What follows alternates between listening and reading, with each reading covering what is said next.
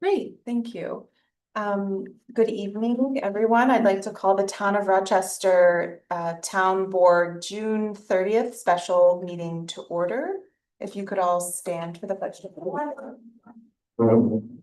I pledge allegiance to the flag of the United States of America and to the republic for which it stands, one nation, indivisible, with liberty and justice for all. I am clerking, so I will do the roll call. Councilman Coleman. Here. Councilman Nguyen. Here. Councilwoman Sneeseth is absent. She will be joining us soon, and Supervisor Analen is here. We are holding this meeting for the purpose of conducting interviews for the Community Preservation Fund Advisory Board. And we have a full roster, 3.5 hours of interviews scheduled. Just to note, our 6 p.m. interview had to cancel at the last minute, so we do have a little bit of a gap. We'll see how that plays out. If we're able to get ahead, we will, but these are times that we confirmed with all of the applicants. Our first interview is with Ira Stern. Ira, you can join us at the table. Thank you for joining us and putting yourself forward for this new board. I have a couple reference materials out just in case. The agenda that has the schedule of interviews, the local law that establishes the advisory board is Local Law 4 of 2024. And in it, it talks about the purpose of the fund and the establishment of the advisory board, which we have a requirement to ensure that we have members that have land preservation backgrounds or experience with land preservation, and 2 members that represent the agricultural community. We are supposed to do make a reasonable effort to appoint 2 from that. So that's in case there are questions, we have those right in front of us. And then I took the executive summary of the community preservation plan and printed that out just so we have that on the table for reference. I have the digital copy as well. So if any questions come up about that, we can reference those documents. Because this is a new board, so it's a little unprecedented. Typically when we're interviewing, it's for something that we have familiarity with. So first, I wanted to give you a chance to tell us a little bit about yourself and why you applied for this role. Okay, well, thank you for inviting me here tonight. And to begin with, I've lived in the town since 1986, long-time resident. My background is as an environmental planner, and specifically the central focus of my practice has been land preservation.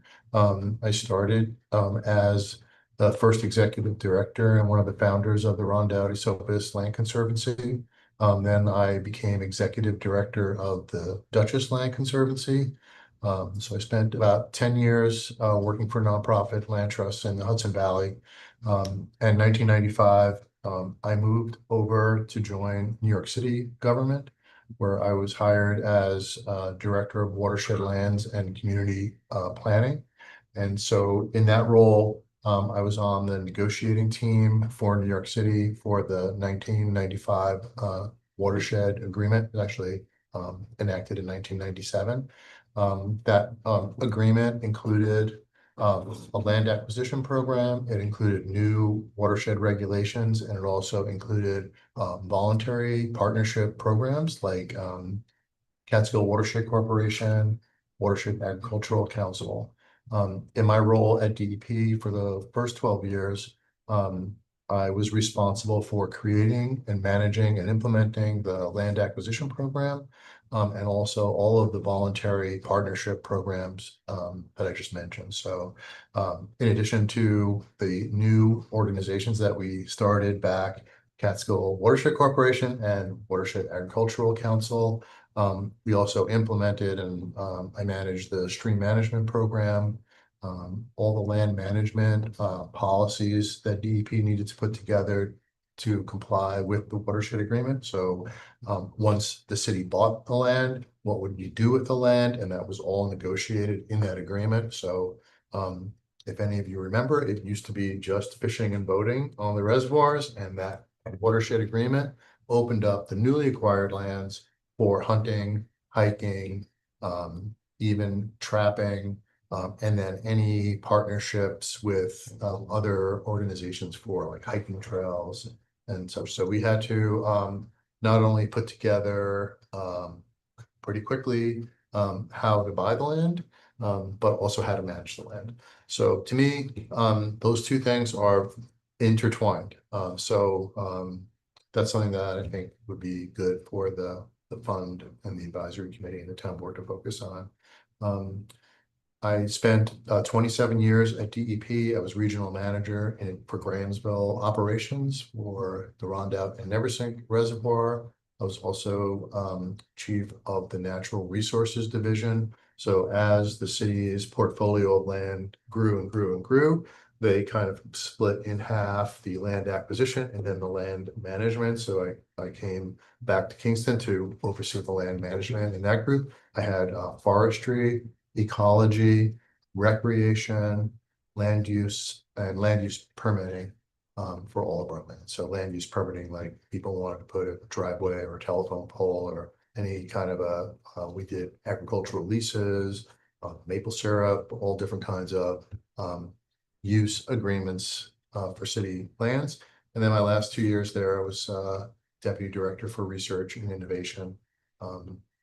The water supply wanted to look ahead 50 years and, are we state of the art now? What's coming up in the future? How do we innovate? Where should we go in the future? So I retired in 2022.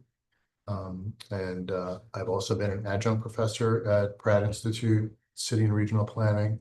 I taught course in watershed planning, sustainability indicators, and now currently I'm teaching the master's thesis course in city and regional planning.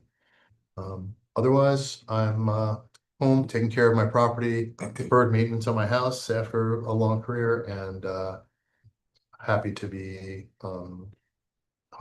putting in my hat to participate in protecting more land here in the town of Rochester. Great. So I have a couple of questions and then I'll turn it over to the board. Sure. First of all, are you familiar at all with the plan document, the Yes. community preservation plan Yes, document? I've read it. I think I submitted some comments on it. I scanned through it this week also. Okay. So the law itself doesn't go into much detail about the advisory board, meaning all the board can really do is make recommendations to the town board. The way acquisitions happen, there's a whole process after that follows. So in terms of making the recommendations to the town board of how to utilize the funds, what would be your approach as a board member? And I also want to add, the fund is active. It's actively generating funds. We have about $40,000 in the account now. So as real estate sales come in, it generates money every month. So it kind of depends on the market, but just to give you an idea, that's where we're at since February. Well, I think the first thing that the advisory board should do is get on the same page with town board. So there probably are a lot of options in the plan, types of land to buy, priorities, the scoring, all that. But I think it's important to know what the town wants to manage in the future. So does the town need a new park, for example? Is there a need for like a boat launch? Or does the town board feel like you have enough to manage now and really just want to focus on conservation easements? So I think it'd be good to know like what tools you want to use. And then the other thing I think, in my experience, process is the most important thing. And since this is taxpayer money, ultimately, people should feel like they know what's going on. The expenditures should reflect the priorities of people who live in town. $40,000 is not going to go very far, but it will grow. It's also available to leverage other funds. So I would really stress that we should take time to make sure that people understand what this opportunity is and what people in the town feel like the priorities should be. And then the advisory board would kind of sort that out, look at the plan, maybe use some of the scoring tools in there that reflect the priorities of the town board and maybe the priorities of the people who live in the town. We have a really large town, as you know, it's very diverse. The needs in my neighborhood over by St. Joseph are different probably than people who live up in Cherrytown or up near towards Sampsonville. I think it's different. It would be important, I think, to find out from different parts of the town what's important in each of those parts of the town, and then try to figure out how to develop priorities before we even will ever look at a parcel by parcel basis. So I think that time and process would really pay out in smooth transactions that reflect what people think are important. I definitely think that's valuable, having the priorities straight. I don't want to say setting that aside, but setting that aside, in terms of process, there is a very strong conservation community in our town.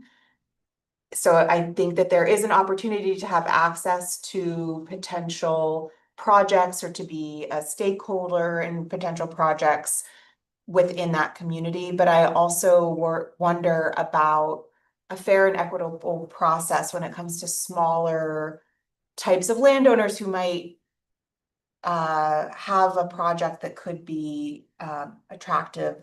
How do you have any thoughts about not the priority process, but about how the board might approach making those recommendations, what the work involved in that would look like? How the advisory board would do that?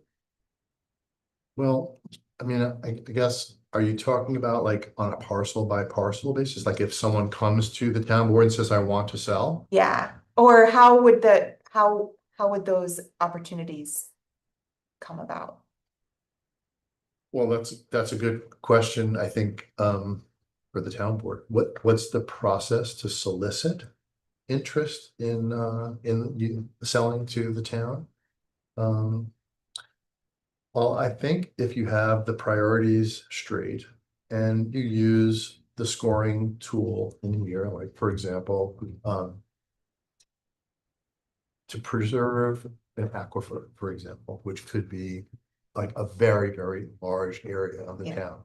That would be hard, I think, for this fund to accomplish, although that might be the top priority of land preservation. So I guess just being realistic, what can the fund, what's the biggest bang for the buck is something I think will be important. I don't really think it's a good practice to solicit just anybody to come by who wants to sell and then the town board sorts it out. I think it would be better to be more strategic and pointed. So for example, I think most of us in the town use the transfer station. And coming out of the transfer station is a view that a lot of people in the town benefit by, whether they know that it's, do they take it for granted? Or who owns that land that we look over and we see Mohawk and everything as we come out of the transfer station? Now, I'm not saying that that's the top priority or I even have a top priority, but I think the plan also it talks about like scenic views across agricultural fields. We're all enjoying that. So how could we spend the money in a way that the most people can benefit from it? And I think that's just gonna be a little complicated, and the answer is gonna be different in different parts of the two. So I hope that answers your It question. does, and I want to turn it over to the board. I will say, I think we really would want any of those opportunities to go to the advisory board first, and then they'd be making Sorted out. the recommendations for what they think the town board should actually acquire as what the advice is. So So there are a lot of development pressures, as you know, they've been around for just so and getting more acute as time goes on. How would you balance expenditures or recommended expenditures under this fund with the need for housing and addressing housing issues, housing shortage issues? Well, I think I read in the law that housing is not something that this fund can spend money on, but there could be a way to maybe support the development, the preservation of open space around the proposed project. Mhm. Or if the fund would make a difference, I guess, in a new, let's say, housing project or multifamily proposal that has an open space requirement. I mean, I don't know, did recently get familiar with the zoning code in that area where the town currently requires 50% of the parcel that has a proposed multifamily project to be set aside for open space. So presumably the developer would provide that. I guess that would, I'm not really sure about how you would use this fund to complement housing. But that might be one of the ways. Thank you. Yeah, I'm kind of interested in that question as well, and I think one of the things that might make this more complicated is board has been in discussion about setting up a housing fund. Yep. It hasn't passed yet, but it may in the future.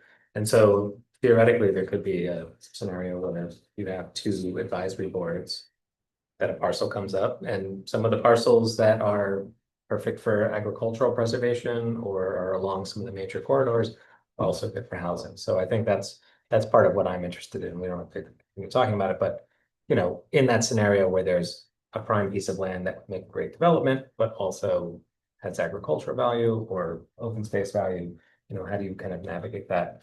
One of the things that I remember hearing in some of the counterpoints to the establishment of this fund is that we already have enough preservation in town. There's a lot of public lands, both to the north and south, that are preserved. There's a lot of private lands that are in conservation easement. And so I'm curious if you had to respond that kind of, why do we need this? Why do we need preservation? Why do we need a fund like this in the town of Rochester? How would you answer that? Yeah, I mean, I think you're right. We are really lucky to have a lot of open preserved recreation land in the town. But it's concentrated in the Shawanoes for the most part. And I guess one would be certainly agricultural land. And I think that's probably a really good common ground amongst townspeople here. And also the other reason is on, water, I think water resources. We all have wells in the ground, and it's really important for us to understand where our recharge areas are, for example, and that's a really great place to protect land. And there's a really good, valid reason for doing that. I think the town board needs to decide whether we need more parks and whether the town wants to manage more parks. And we have a great rail trail between Ackroyd and Crohonson. I think it's used really well. Is there anything else Complete. What's that? It's not complete. It's not complete.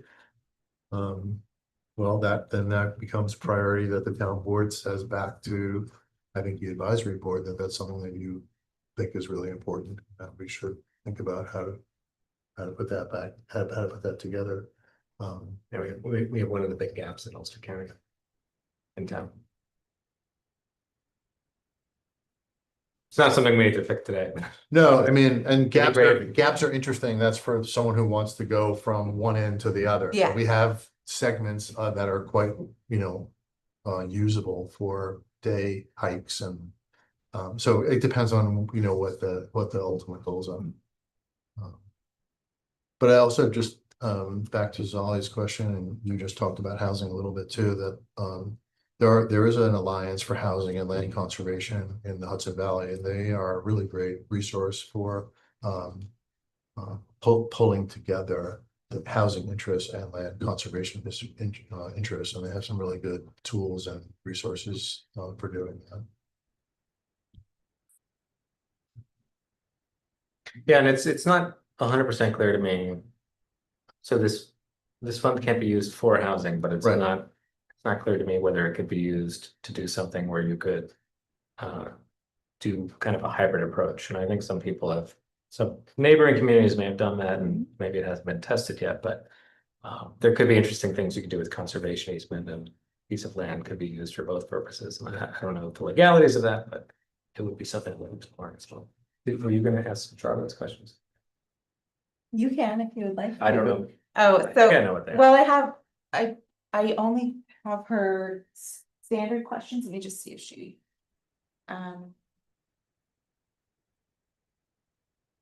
Okay, if the town had to choose between purchasing a parcel that was identified in the potential housing plan, which fund should take precedent for the town to purchase? Would say that's a town board question. But I don't know. Yeah, I would. I'm not really sure.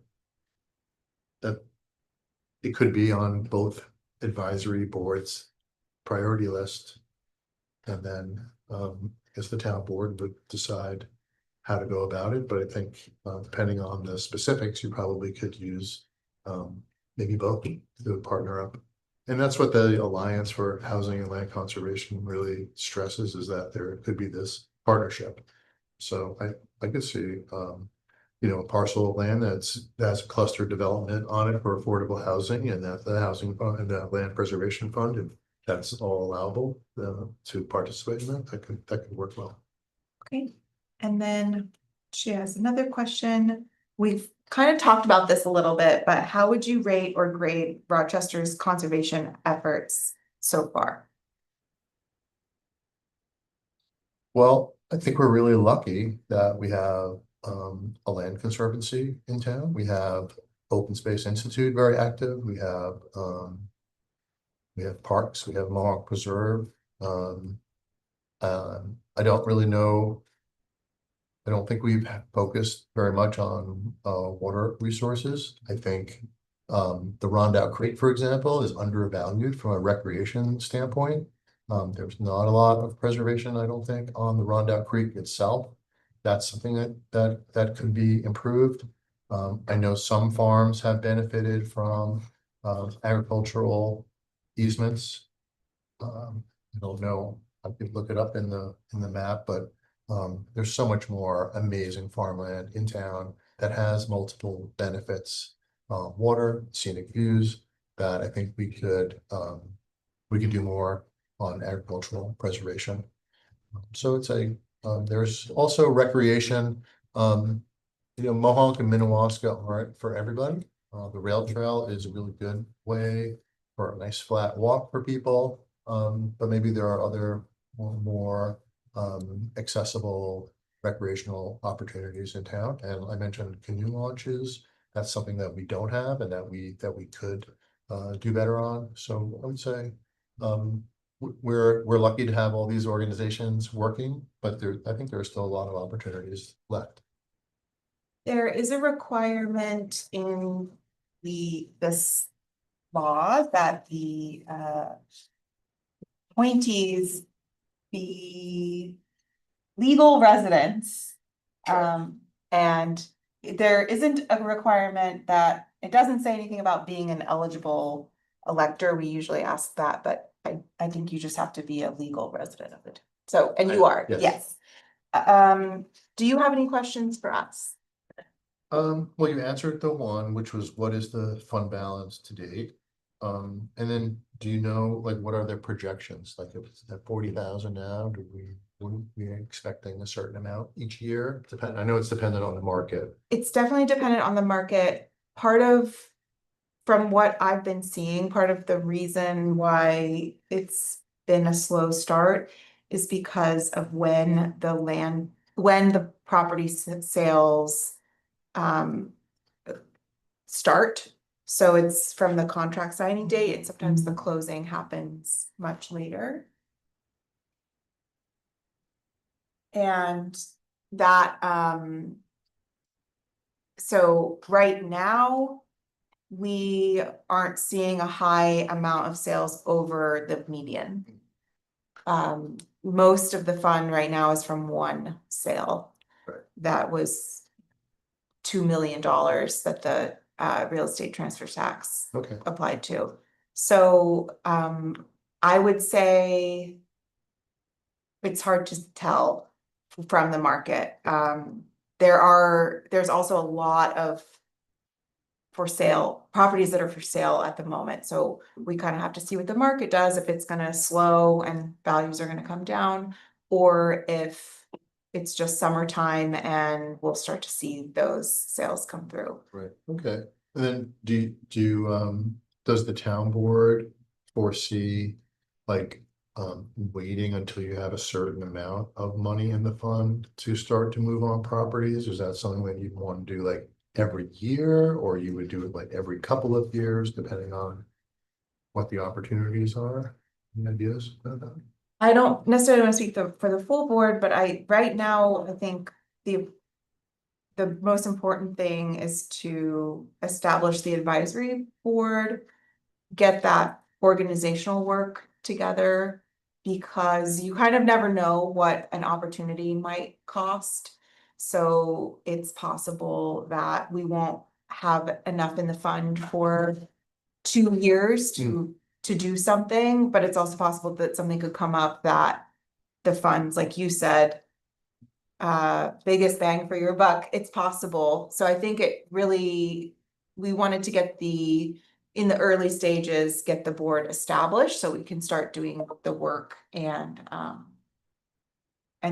see what opportunities present themselves. I agree.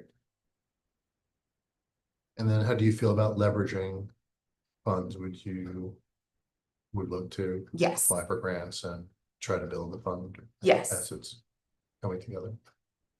yes, Okay. that absolutely.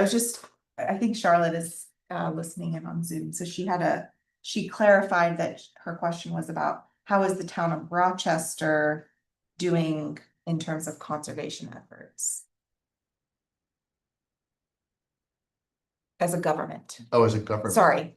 I don't know, to be honest. I'm not really sure. Yeah, I don't know. I mean, I love the rail trail. That's the one thing that I know that the town put together. But can't really think of any other projects that you guys have done.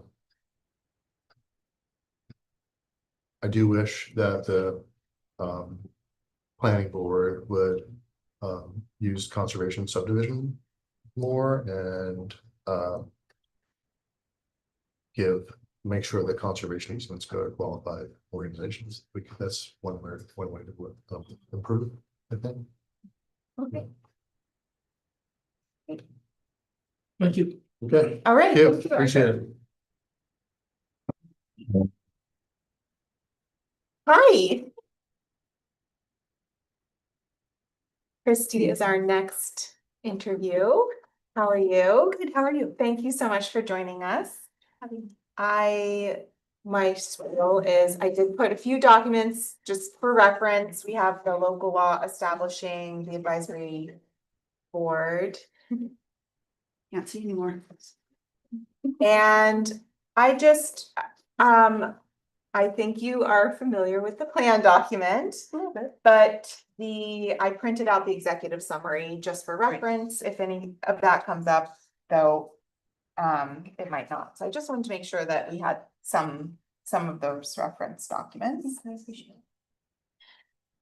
So I will kick off this interview with a couple questions and we open up to the board. Councilwoman Sneeseth sends her apologies for being late. She'll probably come in during your interview, but if we get to the point, she did submit questions to me to ask. So if she's not here by the time we get to that, I will ask the questions on her behalf. Great. So my first question is for just asking you to tell us a little bit about yourself and what led you to your interest in this role.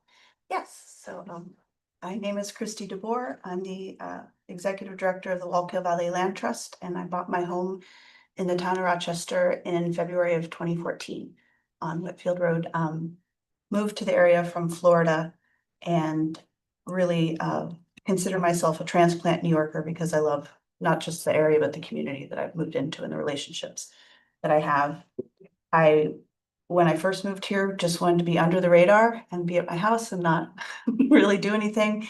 And started to really want to know more about the town and where I was living, especially since it wasn't where I'm working, where I get to know a lot of the municipalities quite well. And as I started to get involved with the community, was really excited to learn more about what was happening with agriculture and joined our town's community environmental commission more recently. And then when this opportunity came up to develop the community preservation plan, I was thrilled to work on it. And I might be biased, but I still think it's one of the best community preservation plans in the area with what our town has as far as resources. I think we're kind of the hidden giant of what opportunities and areas that we have here. So I'm thrilled that the public voted and the board voted and that we are here today looking at creating a committee to work with the community preservation fund. Great. Can you speak a little bit about what did you say? Hidden giant? Hidden giant, yes. So the Wallkill Valley Land Trust focuses more on southern Ulster County, especially New Paltz and Gardner. And I was on the periphery of both New Paltz and Gardner developing their community preservation plans. And now working with them on using the fund money with my land trust hat on. And everyone always talks about, oh, it's New Paltz, oh, it's Gardner. And I go, you're missing town of Rochester. When I first moved here, a lot of my friends, oh, where are you moving? And now they're dying to stay in my guest room and they want to come visit. And they really have discovered what I found out right away, that this area is pretty spectacular.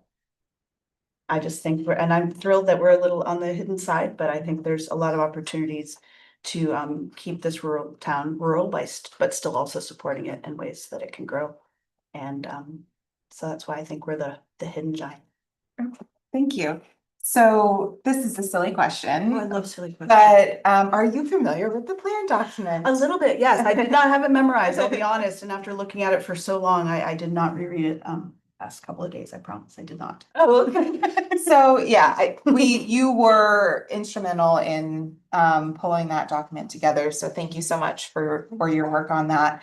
In that experience, I think you got to know in even more detail by the scoring system and like what the priorities are, and the approach the plan document had is basically a system that scores every single parcel in town, which is interesting and unique. So what I wanted to ask you is, given that experience and your experiences that you have, do you have any thoughts about what approach you would take as being on the advisory board in terms of how the board itself would work and what the process would look like making recommendations for acquisitions to the town board? It's an excellent question and one I've been thinking about quite a bit. A big part of this fund of doing any of this is working with willing landowners. So I think there's two different trajectories here that have to work alongside each other. You have the prioritization that the plan outlines and really sets aside, not that any piece of parcel is not important, but what really hits more of those markers that's outlined in the plan. You also have landowners that have to be willing to then move forward with whatever those next steps are with that piece of property. I think with what our town has recently done with all the changes that have been made, how to incorporate that is to sit down, I would think, to sit down with some of the other committees and find out what some of their priorities are. What are some of the town priorities and how those align with this priority system that's in the plan, and see what rises to the top, and then what those landowner possibilities are like. I know that New Paltz has gone about it different ways. They started with some conversations and relationships with landowners. Gardner sent letters to their top ranking properties in their community preservation plan, and they've had very different, wonderful, successful conversations coming out of that. So I really would want for the town and our commissions that are active right now to provide some feedback of, you know, we're all local folks here. We know some properties that we really would like to see protected or really would like to see developed or whatever that is in between. Having an understanding of that, I think also then you take it to the data and then you take it to the people, the community, and then see what those projects would look like. I know that we have the biggest issue, which we're not alone in this. We need housing as well, and a lot of the properties that are identified on the plan are perfect for housing, but also screaming for development, and they're some of our most important agricultural resources. So I think we really do need to look at what does that look like. I don't have the answer for that, if at all. I wish I did, but it's something I think that really needs to be carefully taken into all of this. We don't want a town that's beautiful, but nobody can live here. But you don't want to destroy why we're all here, and especially our active farms. And then nobody has any jobs around here. So it's both of those things. And there's not a clear answer or a clear map. No easy button with that one. But I think there's a lot of conversations that need to be put on the table and then align those factors. I have a question. You have experience with this process. So in your experience, have landowners ever solicited? And how can the process remain fair and equitable in that case? Absolutely. So the gardeners really adhered to this too, but New Paltz, an application really showing that interest, and there's some documentation, get some information from my land trust hat on, where towns don't even have a CPF. A lot of times I call it kicking the tires. People just want to learn what is a conservation easement? What does this entail? What does it mean? Does it mean you come and mow my yard? Like, you know, all the questions that come up with what it is. But conservation easements aren't the only way that this fund can be used. So what are some other aspects of that? Having people reach out, I think, is an important way to learn more, have them learn more about what the options are, and also then see who might be interested. And then the other side of that is reaching out, having conversations. And there's some people that don't want to have conversations, and that's just fine. I will say some of the conversations that we've had in New Paltz and Gardner, some really amazing projects are starting to come about, whether it's going to be for public use with new property being added to Mahone Preserve, protection of a small family farm that's right along the watershed. A lot of really great opportunities are arising that, you know, some of it came from the landowner reaching out, some of it came from just the ranking system, both ways. How to balance those equitably. A lot of it that also comes with how much money is in the in the fund. I know that Gardner's been very concerned about the same thing that I heard as I was walking in today. This just started and there's been one sale and the market is what it is, and we don't know what the market's gonna do. So, you know, what if there's a bunch of smaller sales and everything gets developed, and then we would focus more on public access to all of those unknowns. But I do think that we should have a plan as to how to move forward with some of the priorities without waiting to see what's in the fund. Yeah, totally. Thank you. So, as you know, there's a huge competition between housing and development, and how do you, and the town itself is also considering a real estate transfer tax to support housing initiatives. How would you look at how those two, sometimes opposing, sometimes not opposing, viewpoints sort of get reconciled? I think that it has to be a continuing conversation. I think cluster subdivisions are important conversation. We just closed on an easement last year with a cluster subdivision. It has 9 families living in the middle of the property. You're probably familiar with it. And the rest of the area is protected. There's a lot of questions, and most of the towns that I've worked in on the other side of the mountain really look at how, if we do cluster subdivisions, who maintains and stewards those perpetual obligations. What does it look like to develop a cluster subdivision, to get water there, sewer, public transportation, all those other aspects to make it important. I think that's one of our biggest challenges here is we're not a walkable town. We're we're a very rural area and that impacts housing as well. I think if we're able to develop that other fund for housing, it would be amazing. And I'd like to look at some other examples of how those are working together. I know there's not a lot out there. And I think we have an opportunity to maybe be one of the first to figure out some of those opportunities. Something has to be figured out. If I didn't buy when I bought, I couldn't live here. Yeah. And I think a lot of us are in that boat. Right, and so, you know, I want people to be able to move into this area. I want our farmers to be able to be successful. And how do we balance those two things? And then you add in our water and our wildlife. I mean, on Whitfield Road, just in the past week, I've had a skunk and a porcupine and a fawn frolicking, and just absolutely amazing. I'm from Miami, Florida, that doesn't happen. These areas are really special. I have the best tasting water on the planet. How can we try and keep that and have it more accessible for folks? I don't know the right answer again, but I think that there's a lot of potential. Maybe I'm Pollyannish, but.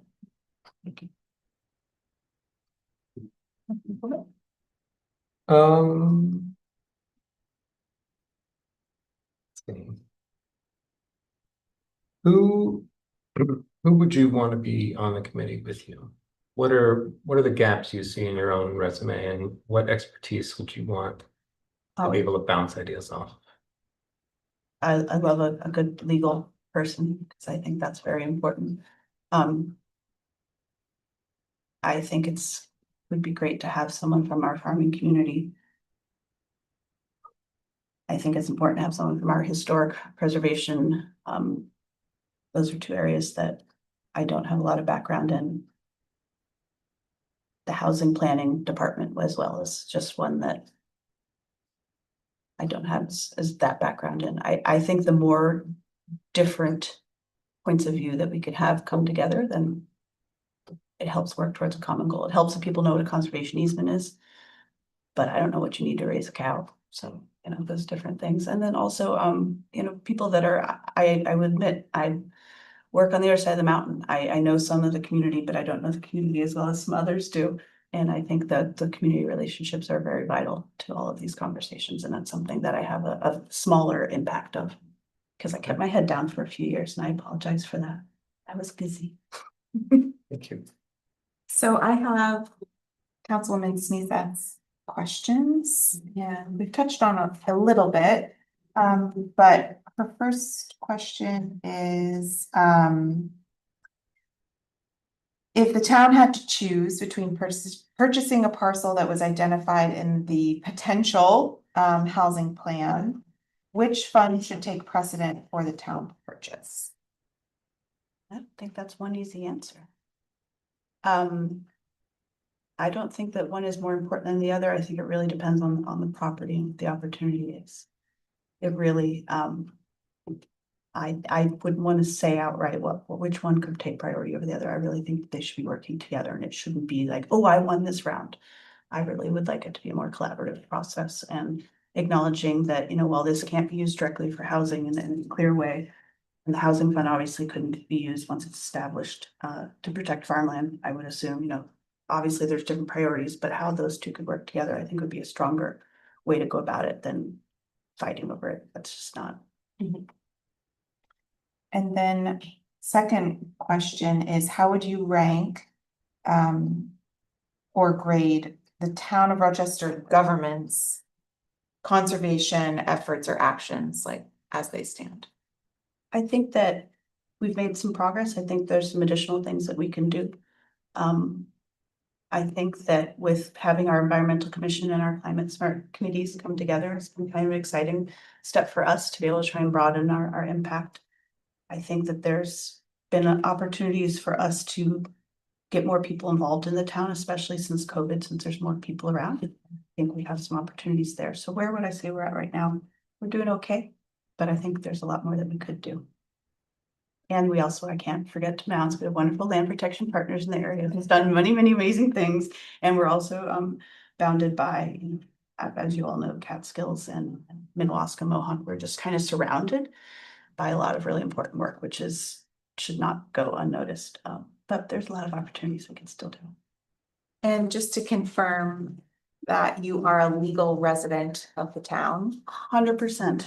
I do not live anywhere else and I work primarily at home, so I'm actually usually physically here all the time as well. And I just have a question because of your line of work. Do you foresee there being any overlap or conflict of interest? I don't, so for Town of Gardner very specifically, I'm on their kind of advisory council, so we talk a lot, but I'm not on their committees, nor is any of my staff, because we didn't want to have the conflict for anything that the Walker Valley Land Trust could potentially do. We're very fortunate to have the Roundhouse Opus Land Conservancy here, which is the same age as the Walker Valley Land Trust. I won't go into my whole spiel.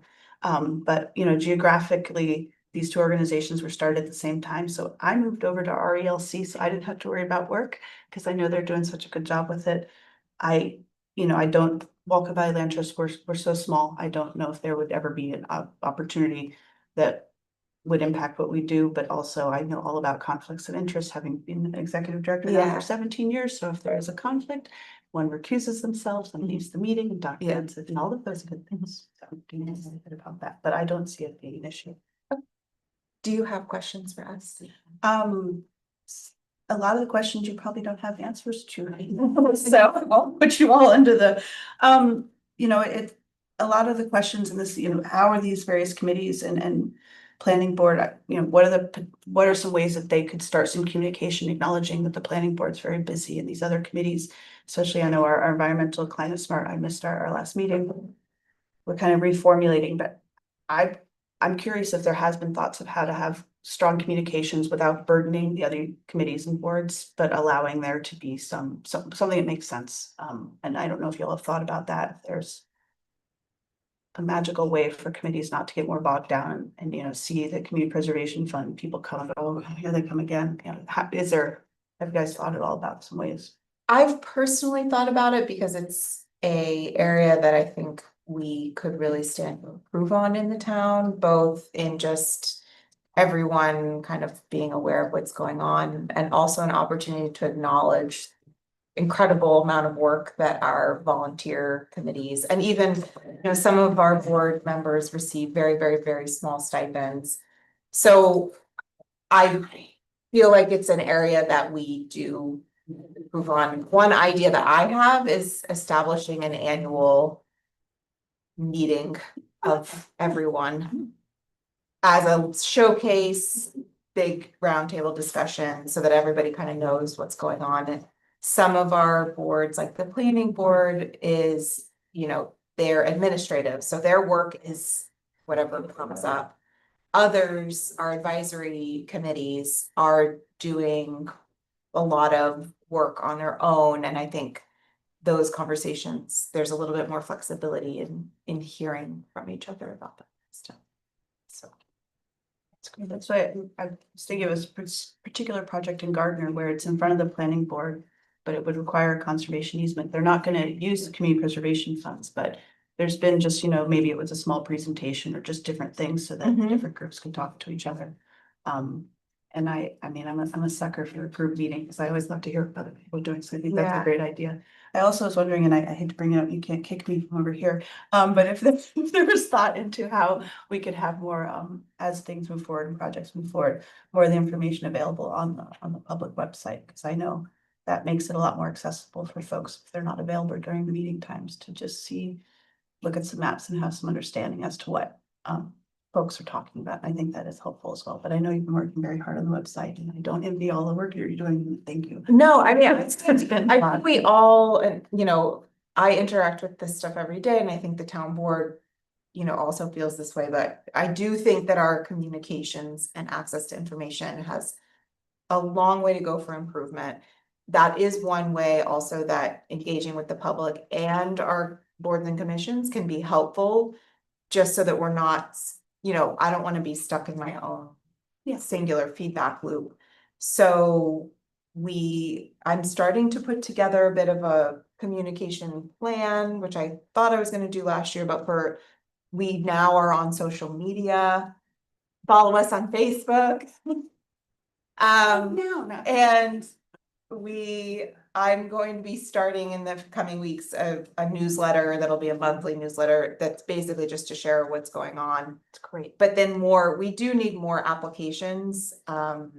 or to utilize those that we have so that we can share public documents and really, I think we really do want to put this stuff out there and just need to put the bones together. Yeah. The structure together. That's great to hear. Open to feedback.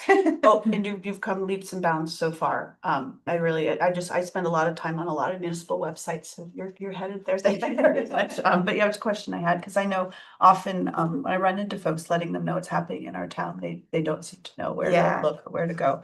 But it'll be a constant work project, so thank you.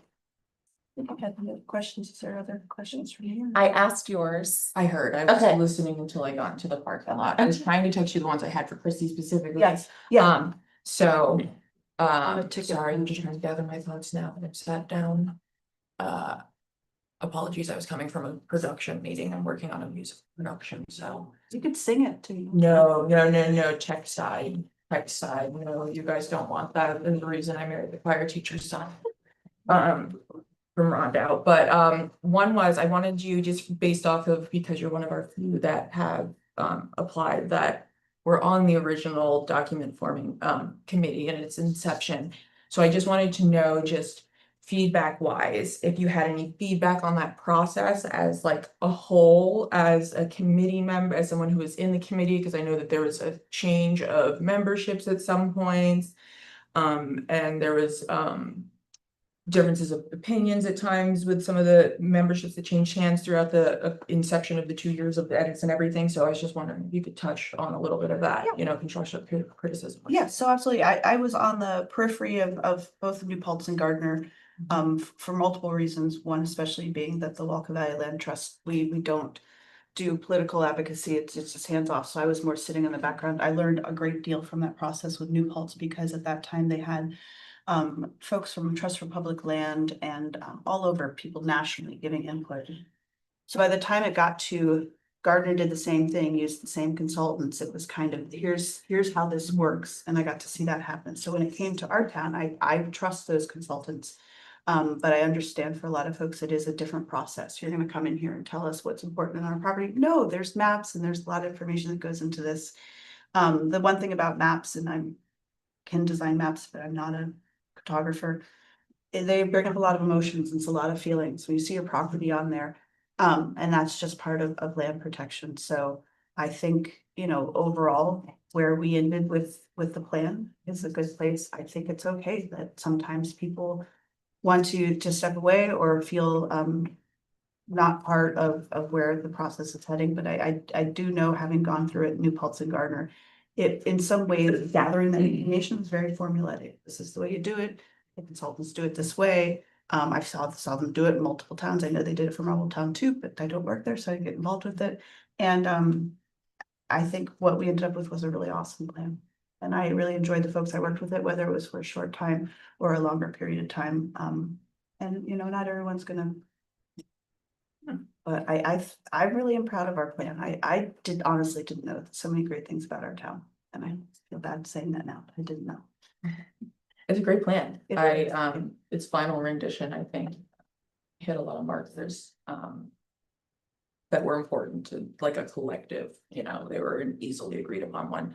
Just as like a mini follow-up to that, specifically the community outreach portion of it. Can I just hear anything that was good about it, anything that wasn't, that you guys found that wasn't effective about it? I wish we had more time. Mhm. And I think that was the biggest constraint. That said, I watched New Paltz and Gardner, they're the exact same. Okay, do this and you have less than 6 months. So, but I do feel, at least in New Paltz and Gardner, there seems to be a stronger communication link that's not just on Nextdoor. I'm not gonna pick on Facebook either.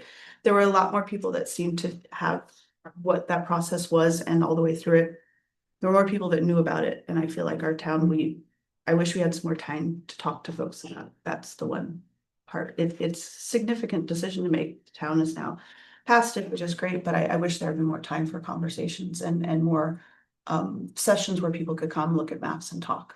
That would Yeah, have the been public ideal. hearing Yeah. sessions. Yeah, portion having more it, of you mean, those. of the Yeah, being able to because- have more schedule and time More of frame. to scheduling do time, of more a- of outreach folks for people to know about it, because our town is kind of stretched out and I feel like we kind of missed a few of the markers there, so.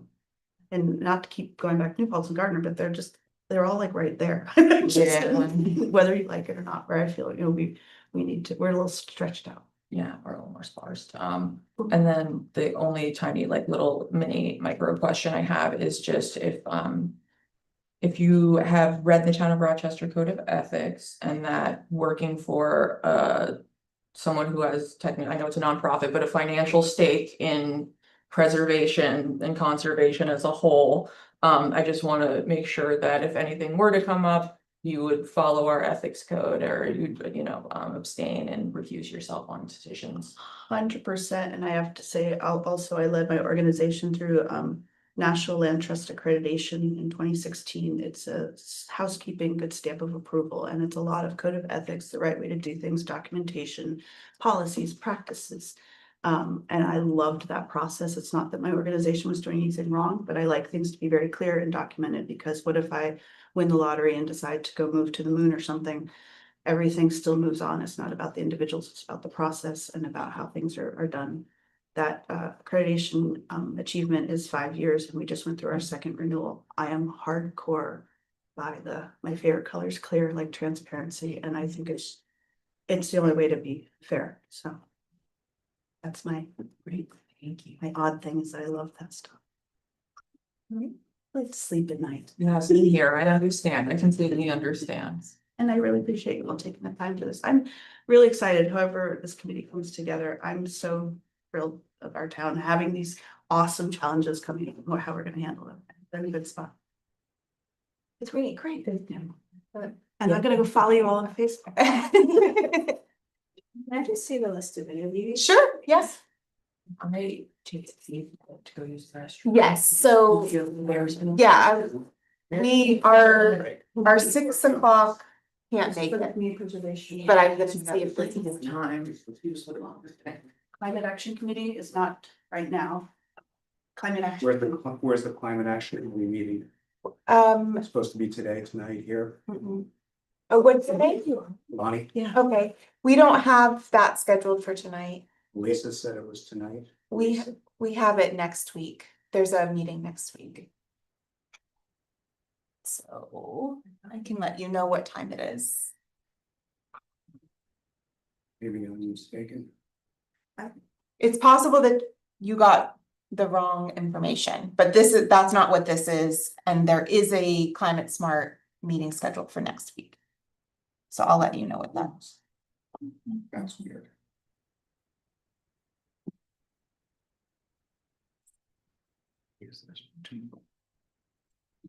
Environmental Conservation Committee? So yeah, we had the regularly scheduled ECC meeting was last Tuesday. And then there is a, I have an email from Lisa Jeskin. okay, She told me the meeting was this Tuesday. she was mistaken. Yeah, I'm sorry. She's a member, but that in terms of like our official communications, that we didn't have anything go out about that.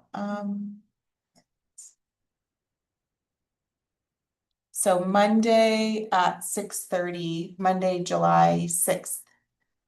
At 6:30, there's a Climate Smart Task Force meeting here. And then the last Tuesday was the ECC meeting. With the fourth Friday. Yeah, I think it's possible that she thought it used to be the last Tuesday, but I think now it's the 4th Tuesday. Yes. Yeah, So it's next Tuesday? so there's 2 things. We have the ECC. We're in a brief recess for the public. So our next interview is at 6:30. So we're just discussing meeting schedules. So we're streaming. That's why I'm letting people know what we're talking about here. So the Environmental Conservation Commission meets on the 4th Tuesday of the month at Today. 6. Today is the 5th Tuesday. Oh, so last Tuesday? Yeah, so I think what I'm saying is I think she just got it mixed up, that it was the last Tuesday, but it's the 4th Tuesday. So last Tuesday was the 4th Tuesday. So there's no ECC meeting tonight, Okay. but there is a climate smart task force meeting next Monday. Or this coming up Monday. So I'm representing the Repair Cafe. Oh, And the okay. town has shown interest in joining that. Yes, we would love to. That's why I'm here to answer any questions. Okay, so Do that tonight? we're conducting, this is a public meeting where we're conducting interviews for a board. Gotcha. Okay, so I think the chair of the ECC is John Messerschmidt. Okay. And all communication about being on the agenda and all, that should go through him. Because he would be the one who would be putting you on the Yeah. agenda. Well, she told me how long you. But she said this tonight. Yeah, Well, I'm also on that committee if you. that's a shame. Though, this is good. Shoot me an email, I'm on the committee as well, the environmental commission. Okay. I will make sure that John gets you to the right place. Make plans for this. What's this? so the ECC meeting was last Tuesday. And tonight we're having, tonight is a different meeting. We're conducting interviews for the Community Preservation Plan Advisory Board. And we are streaming, So don't swear. so, yeah. It's open to the public, but it's not the ECC meeting. And if the two of you want to talk, you can go and out, because we're streaming and you might not want to. So I think we should recess until our 6:30 gets here. So we won't conduct any town business. Don't have anything to do. Mute it. All right.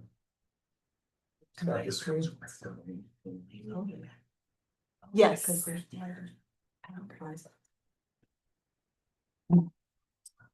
Should I stop this? No, don't stop the stream. You can mute it.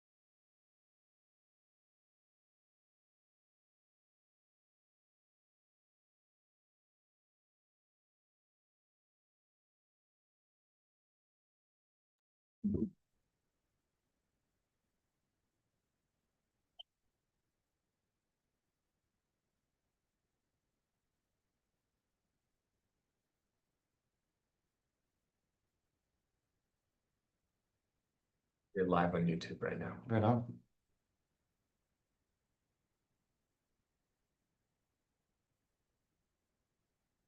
Just want to give Charlotte a couple of minutes, just so that.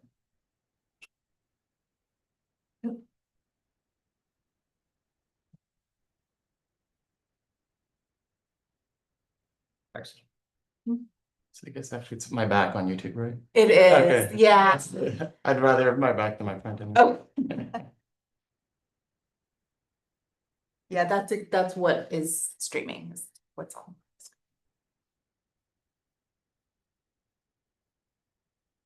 See how many people are tuned in.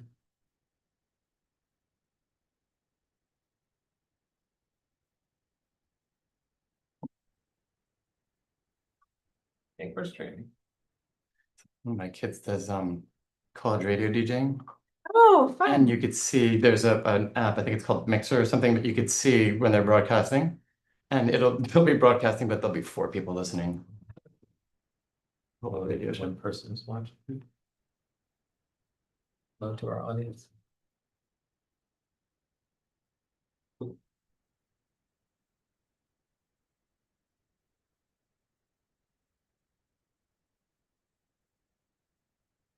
You're on with text. Oh, she's. Pulling in soon.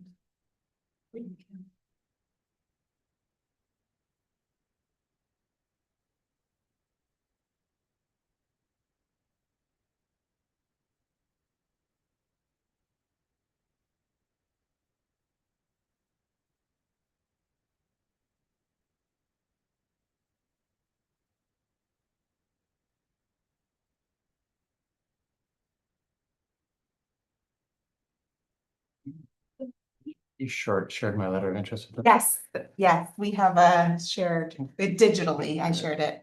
So. I'm flexible to wait if. Yeah, But- let's just, it's easier, like, we'll do it at 6:35 if Charlotte's not here, we'll Totally. get started. That's 2 minutes away, so. It's just better for all.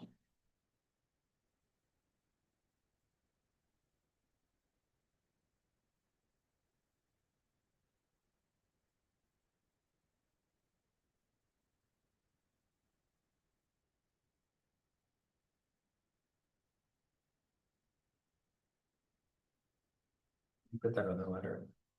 Yes.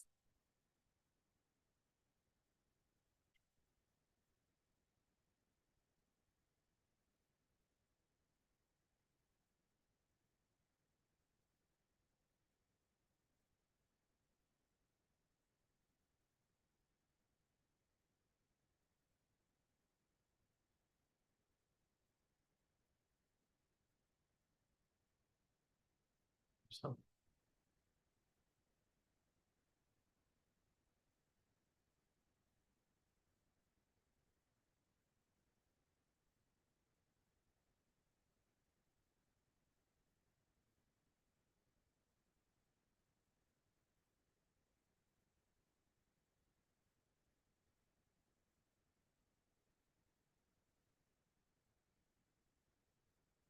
Fire department had to break into my house yesterday.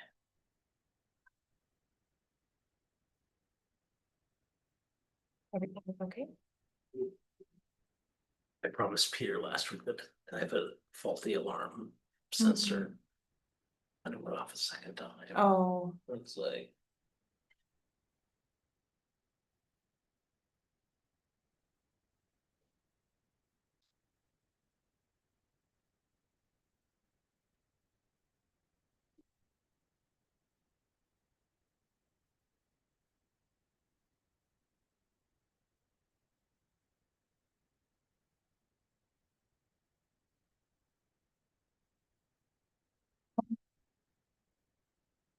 Usually pretty prompt. Appreciate it.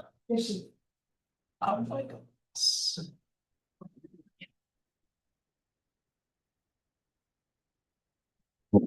This is Smokey.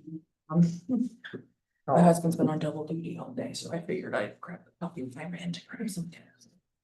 Okay, so we are reconvening at 6:35.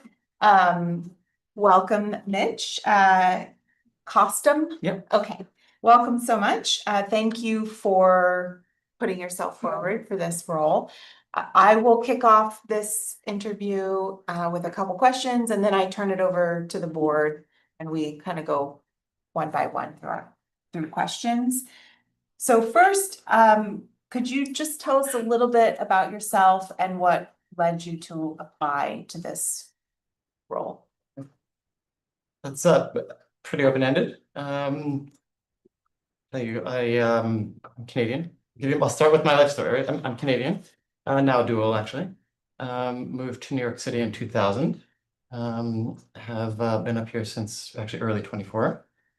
I'm married 27 years, and have 2 daughters, both college age. One just graduated actually. I'll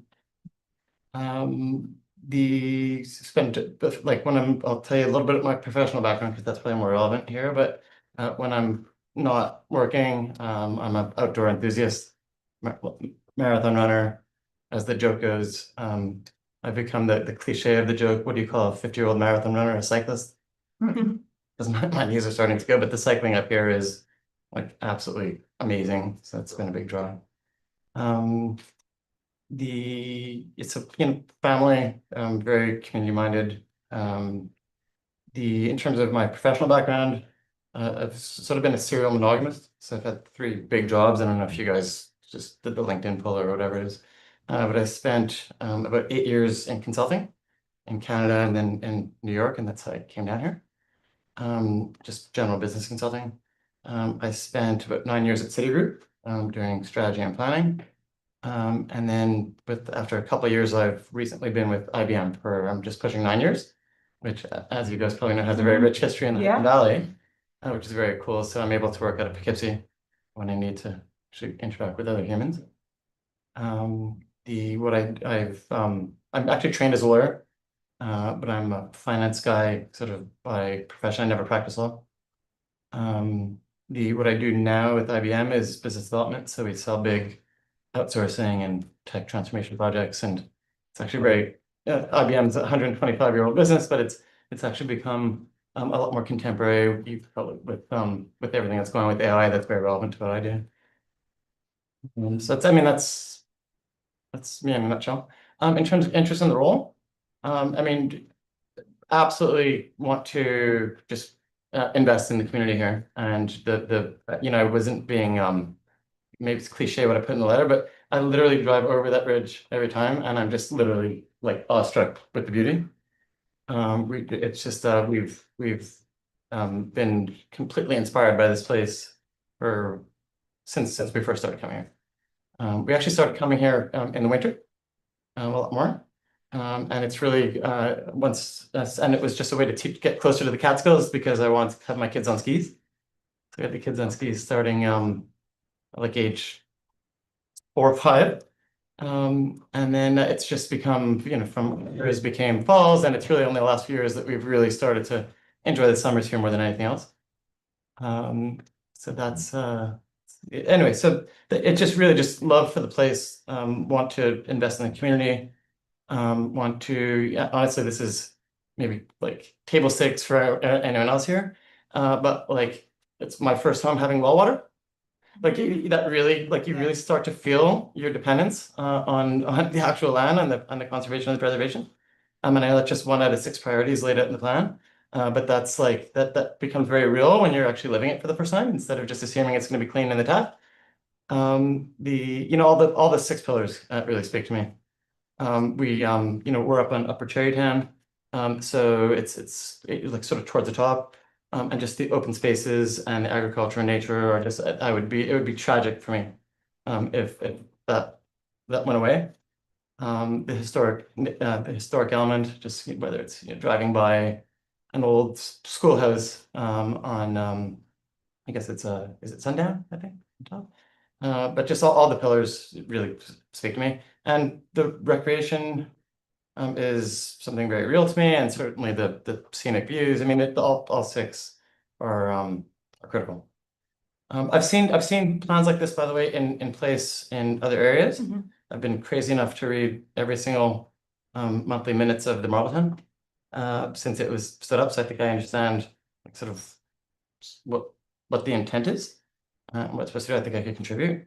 And also this is maybe a little less specific, but just being a relatively new resident, I just want to start to invest in the people. And this is another way just to invest and meet new people, because it would, I think other committee members and the board is, you know, just the tip of the iceberg. It's another avenue to just sort of be more engaged in the community because we're new residents. Thank you. A little bit of ramble, but Yeah, I'll give you a no, thank you. And you're familiar with the plan document. Yeah. So yeah, and you have that printed out, I can see. My main question is, and I think that's great that you read the minutes for the Marbletown. They've been very active the past 2 years. So based on what you've read and your experience, do you have any ideas about what the approach the advisory board should have? Specifically, the advisory board would be making recommendations to the town board of how to use the funds. That would have to be in line with the plan document. So do you have any thoughts about that, and also what role you would play in that process? I honestly, I don't see committee's role as to second guess what's already been very well prescribed. It's an advisory board. The decision rights are very clear. That's good. So that's, you know, I think there's a little bit of a life cycle to it, because it's clear as a learning from Marbletown, that there's some activities that make a lot of sense as it's ramping up. Whether it's to learn from other neighboring communities, whether it's to get the right linkages to the right organizations that could be sort of co-funders, whether it is to actually just get educated on some of the legal vehicles, like someone comes in and teaches about easements and how do those work. I think that they actually brought in speakers just to get educated. So I think there's some sort of ramp up that's probably for the first year, 18 months, whatever it takes. Then, you know, I think a lot of people seem to think that ultimately the intent is just to do acquisitions. And I feel like that's at least a little bit of a short selling the intent. I think that the intent is to actually be advisory, certainly around the broad set of levers, whether it's acquisitions or other tools, because there's a lot of tools besides just straight land acquisitions. And in terms of my own role, again, tell me if I don't hit any of your sort of sub questions. But I mean, it's obvious, right? I'm an outlier. I hope that the other people before me and after me are coming in with agriculture and conservation experience. I don't pretend to bring that. That would be dishonest and foolish. What I do think is that in general, I mean, I've worked with teams my whole career. In general, cross-functional teams work better. Diversity of perspectives and skills. You know, the skills that I bring, you know, as it's the last day, and it happens to be the last day in the quarter. So we're, you know, this is in what I do, we sort of work on quarterly rhythms. But, you know, big complex transactions with a lot of cross-functional stakeholders. And fundamentally what I do is sell very large investments to our buyers. So I understand and have spent 20 years trying to both manage, prioritize investments, how to make sure that we have the right sort of balanced scorecard. And by the way, which even in a corporate environment people would be surprised to hear, is not always just straight financial measures. Even in a corporate environment, we build scorecards to make sure that we have a balanced set of considerations. Again, so what do I bring? I think I bring cross-functional capacity, investment management skills, governance skills. Both of the industries I've spent most of the time in tech and banking are very highly regulated, so that we understand just the need to be to honor our environments. So that's I'll use up all the time if I keep rambling, but. That's okay. Councilman Nguyen. Can you tell us a little bit about your legal training and? It's funny, it's an outlier. And I almost sort of wish it wouldn't be there, because sometimes it presumes that someone's gonna bring a legal perspective, which is not my intent, and I've never done it. I have, as I said, I grew up in Montreal. I went to McGill Law School straight out of undergrad as a way to stay in school. Sort of, in my case, it replaced my MBA. I've never practiced a day. The total of my legal career was half of one summer in a tax firm in Montreal, because I wanted to spend the other half backpacking. So I took the few bucks that I was able to earn and went backpacking. So I don't intend to bring that lens. With that said, I think it's a great education. If my kids wanted to pursue it and they were serious about it, I would encourage them to do so. There's a much higher opportunity cost to doing that in the States than there was in Canada, where it was next to free. Yeah. That's a different thing. But so I think it's a good education. It helped me with some critical thinking, and in Quebec, interestingly, you have both civil and common law. So you have a comparative program, which sort of made it pretty rich. But I'm not a lawyer. I don't practice law. I don't ever. Again, for me, it was kind of my and what I do is my MBA alternate. But again, if the question, like, were you asking because you think it would be valuable to bring someone, or because Well, it's a I'm really looking at it from the perspective of a legal education mindset and method of thinking and analysis. Whether you know whether you can quote statute. Yeah.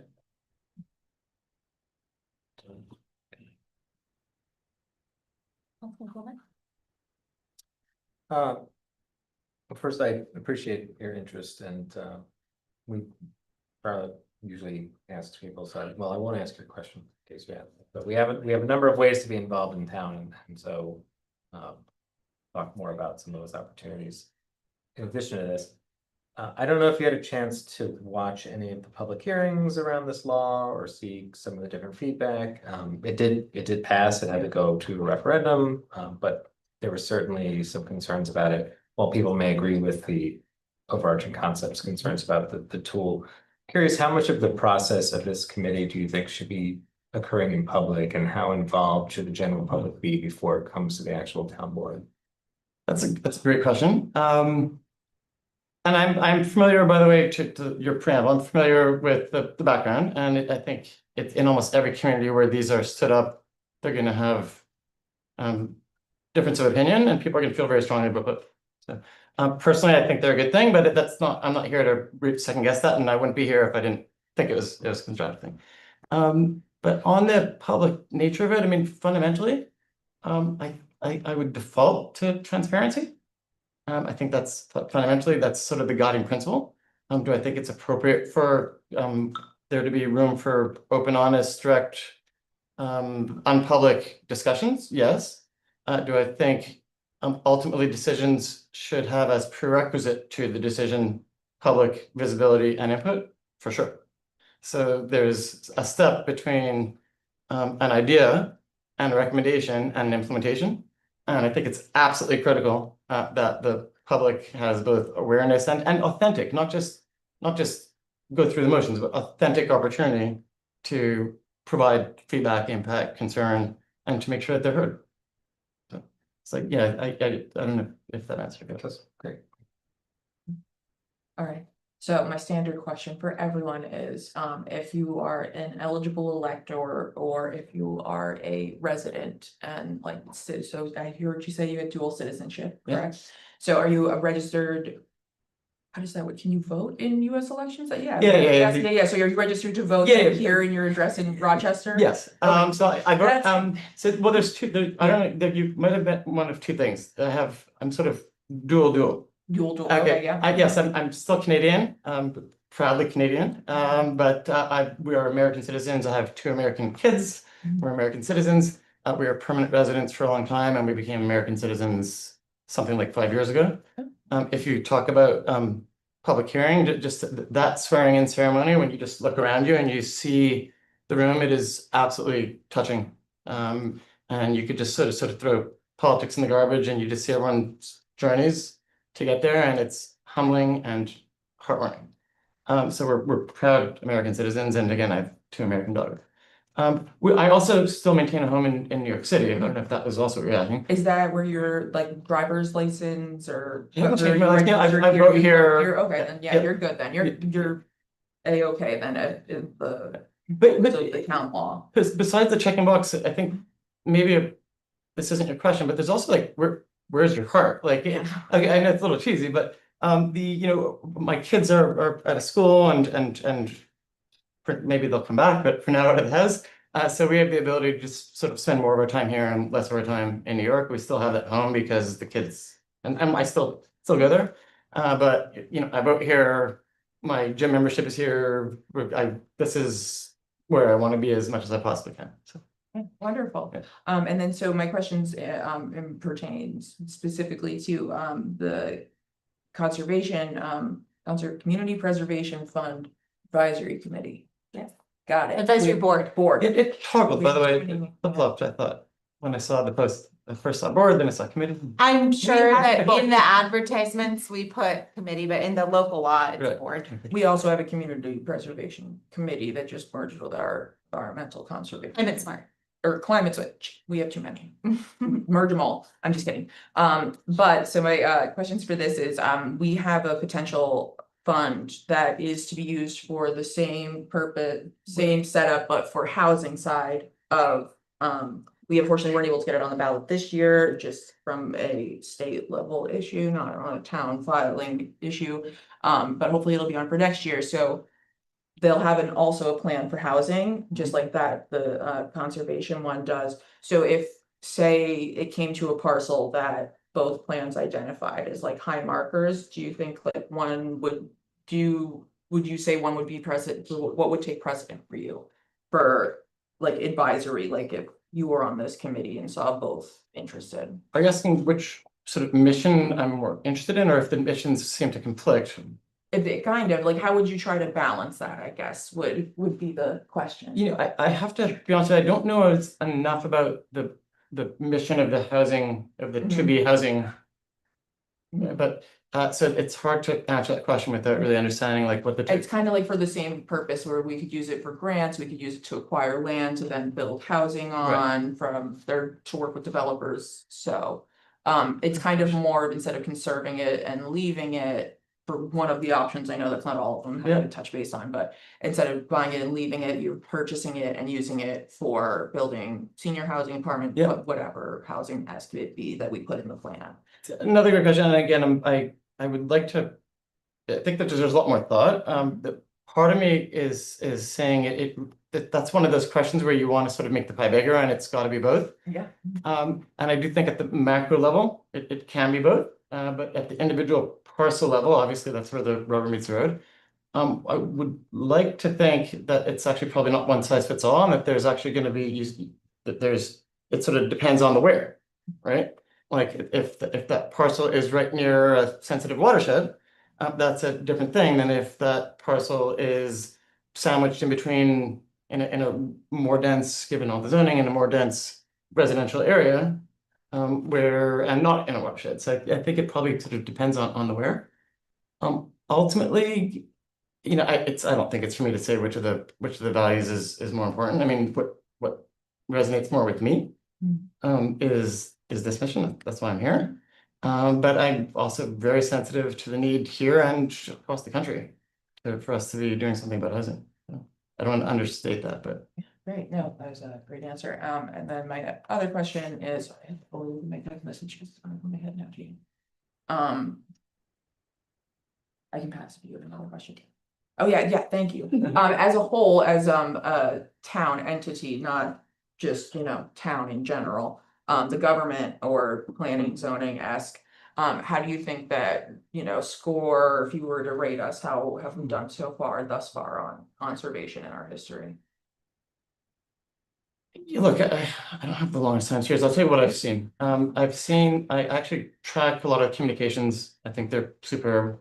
I've actually listened to, including on Zoom, and I've sat through a couple of the not the board, but the planning board Mhm. meetings, and I think that's unbelievably well run with a very, very committed group of people that seems to be investing a ton of time. So I've been super impressed with that. But I guess I don't have a I broader. figured, yes. Yeah, it's just a few years. But it. So, but what I've seen, I've been impressed. And again, I by the way, professionally, I'm not known for pulling punches. So if I had a legitimate beef, I would probably try to find a diplomatic way to share it. I just haven't been around long enough. Do you have any questions for us? I don't know if you could answer this one, but I'd love to know if you fielded the right diversity of applicants. Because if you have six or seven microcosms, like it's you can't stand up the word. Like it's not ready, keep trying. So but if you have a microcosm with some of the what I think is very portable skills and experience, complemented by the right agriculture and conservation and preservation experience, that obviously is prerequisite, necessary, and needed. I mean, where are you guys on your slate? So that's a great question. I haven't even shared that information with the board yet. I would say we had 7 interviews scheduled for tonight. The seats that we should do our due diligence on that is personally very important to me is to have an active farmer and someone who is on the Ulster County Agricultural and Farmland Protection Board. So I've done separate outreach because that is not represented strongly in the pool that we have here. So we do have 7 seats, 7 interviews, but I think the board, we want to take the time to make sure that we Yeah. are doing our due diligence to have,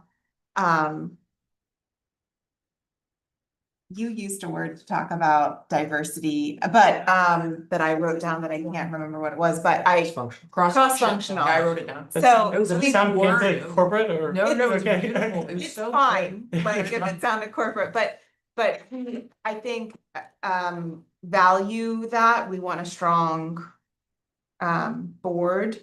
We have a strong representation of people who are experienced in land preservation. Right. So I feel like that will be maybe a difficult decision maker for us, but we also want to make sure we have the other interests represented. Yeah, going back to the question, I mean, like sitting at the planning board and seeing someone with fire experience and someone with safety experience. And it's amazing when you put all that in one room, that it really, it's bigger than the individuals. So again, I'd love to be a part of it, but I would clearly have a dependence on those gaps. And that was that is something that this administration really values, and we did actually work very hard to get the right group of people in the planning board. So thank you for noticing that, because I think we all see the value in having as diverse as possible a pool of voices to contribute to the work. Did you have any other questions? Nothing comes to mind. Nothing comes to mind. But as I said, it's funny because it's a decade since I had a conversation like this one, so it's actually Nice. a little bit nerve-wracking, and so if I've been rambly, then Oh, but hopefully you just see my authentic enthusiasm. I would be really committed and willing to put in the time and invest in both the learning and the work. So, and that you see that in the planning board as well. I mean, people are donating a lot of their time and sort of goodwill. So well, thank you. Thank you for saying that. And you did great. Yeah, you did great. Can I ask one last follow-up? Sure. Would you be interested or open to, if we didn't have a spot for you on this board when we do our final selections, if we have a position on another board in town of like a similar nature to being appointed to? yeah, it for sure, because I want to, part of it is for me to get involved and invest in the community. Without knowing what those are, I can't tell you if I'd be interested. I can tell you that this is particularly meaningful for me. Yeah. And again, I go through the list of the 6 objectives here, And it's like, check the box, check the box. This is particularly meaningful for me. So this would be, I think this could be a great fit. Yeah. But again, you guys will. Yeah, that's a standard question I normally ask everyone, but this committee is just such a new Yeah. entity that I've had, I'm like, I have too many questions for people on this one, to trying to get that balance of board. So thank you so much, and thank you for willing to do this publicly. I think our next interview might be waiting outside the door, so you can let him know. Okay, thank you. Awesome. Thank you. Nice to meet you all. Yeah, you too. What's his name, her name? His name is Smokey, that's what he came from, rescue, but we added Sinatra. Smokey Oh, Sinatra. cute.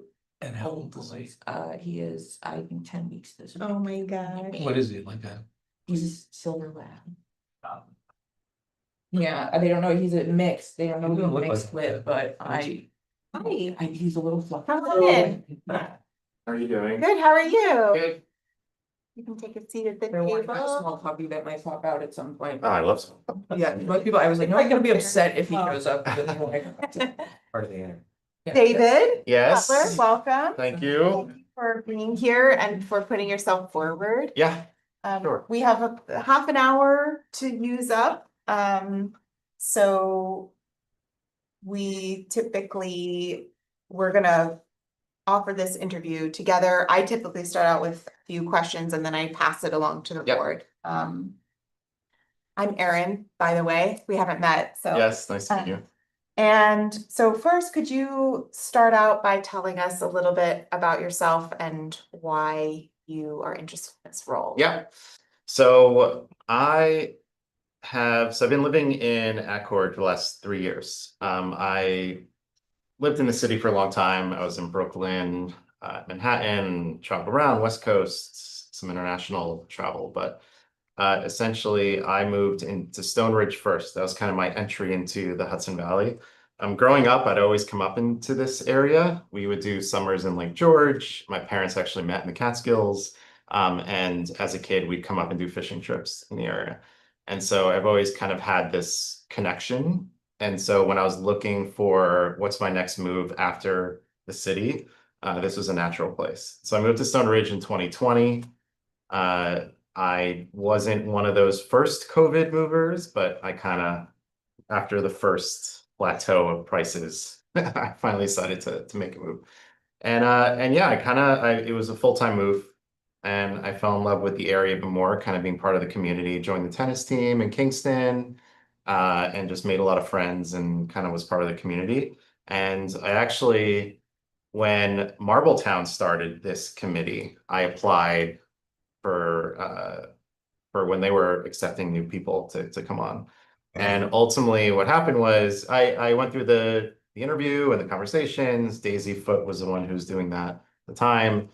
And ultimately, that was also a moment where I wanted to explore living. It was kind of a good starter house, but there's a lot of things going on. It was right off of 209.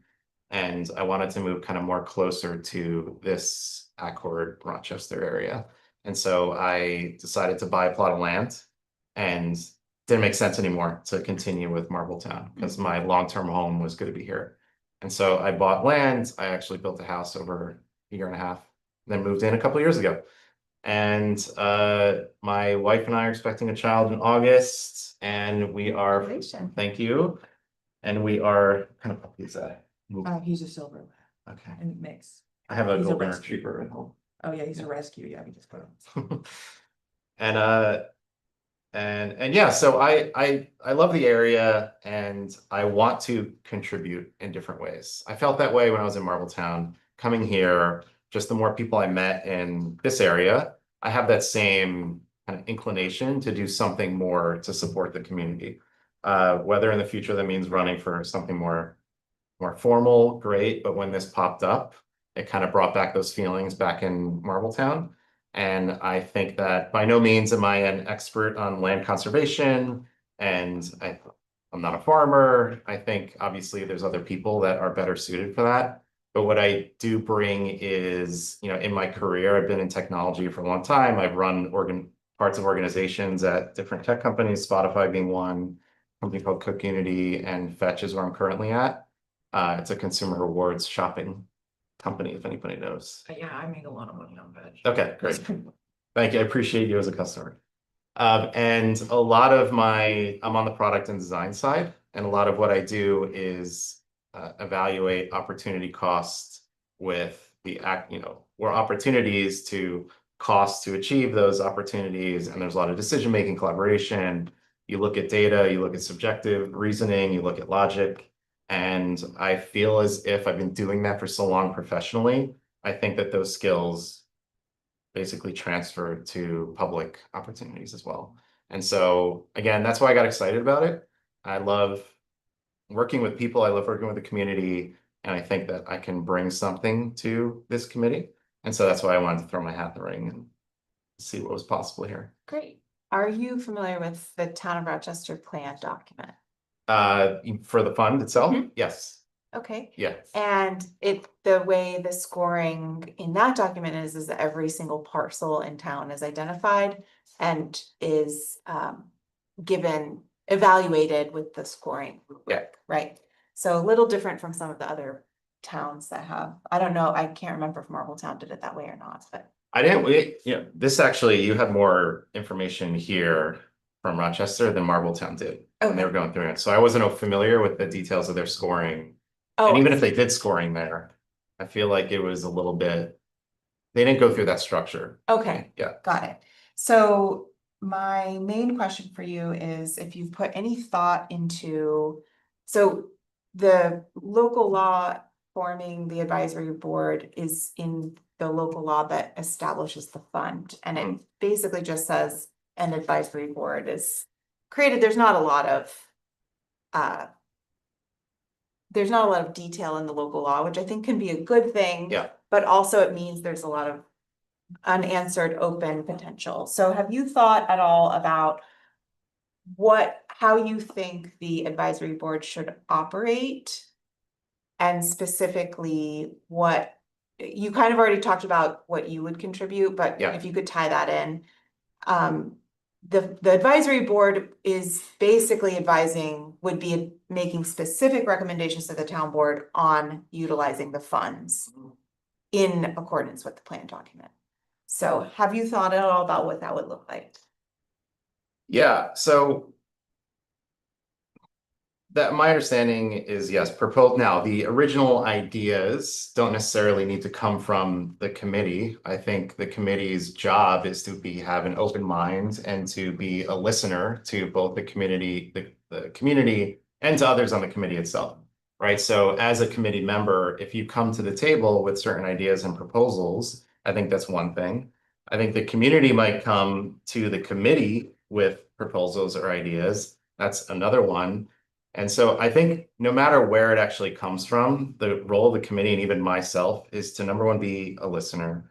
Number two, be kind of impartial and open-minded on what is the inputs of why that idea even came to the table. And also balance the quantitative, which is more like the data that's in front of us from the scoring model or from other reasons that it's in front of you.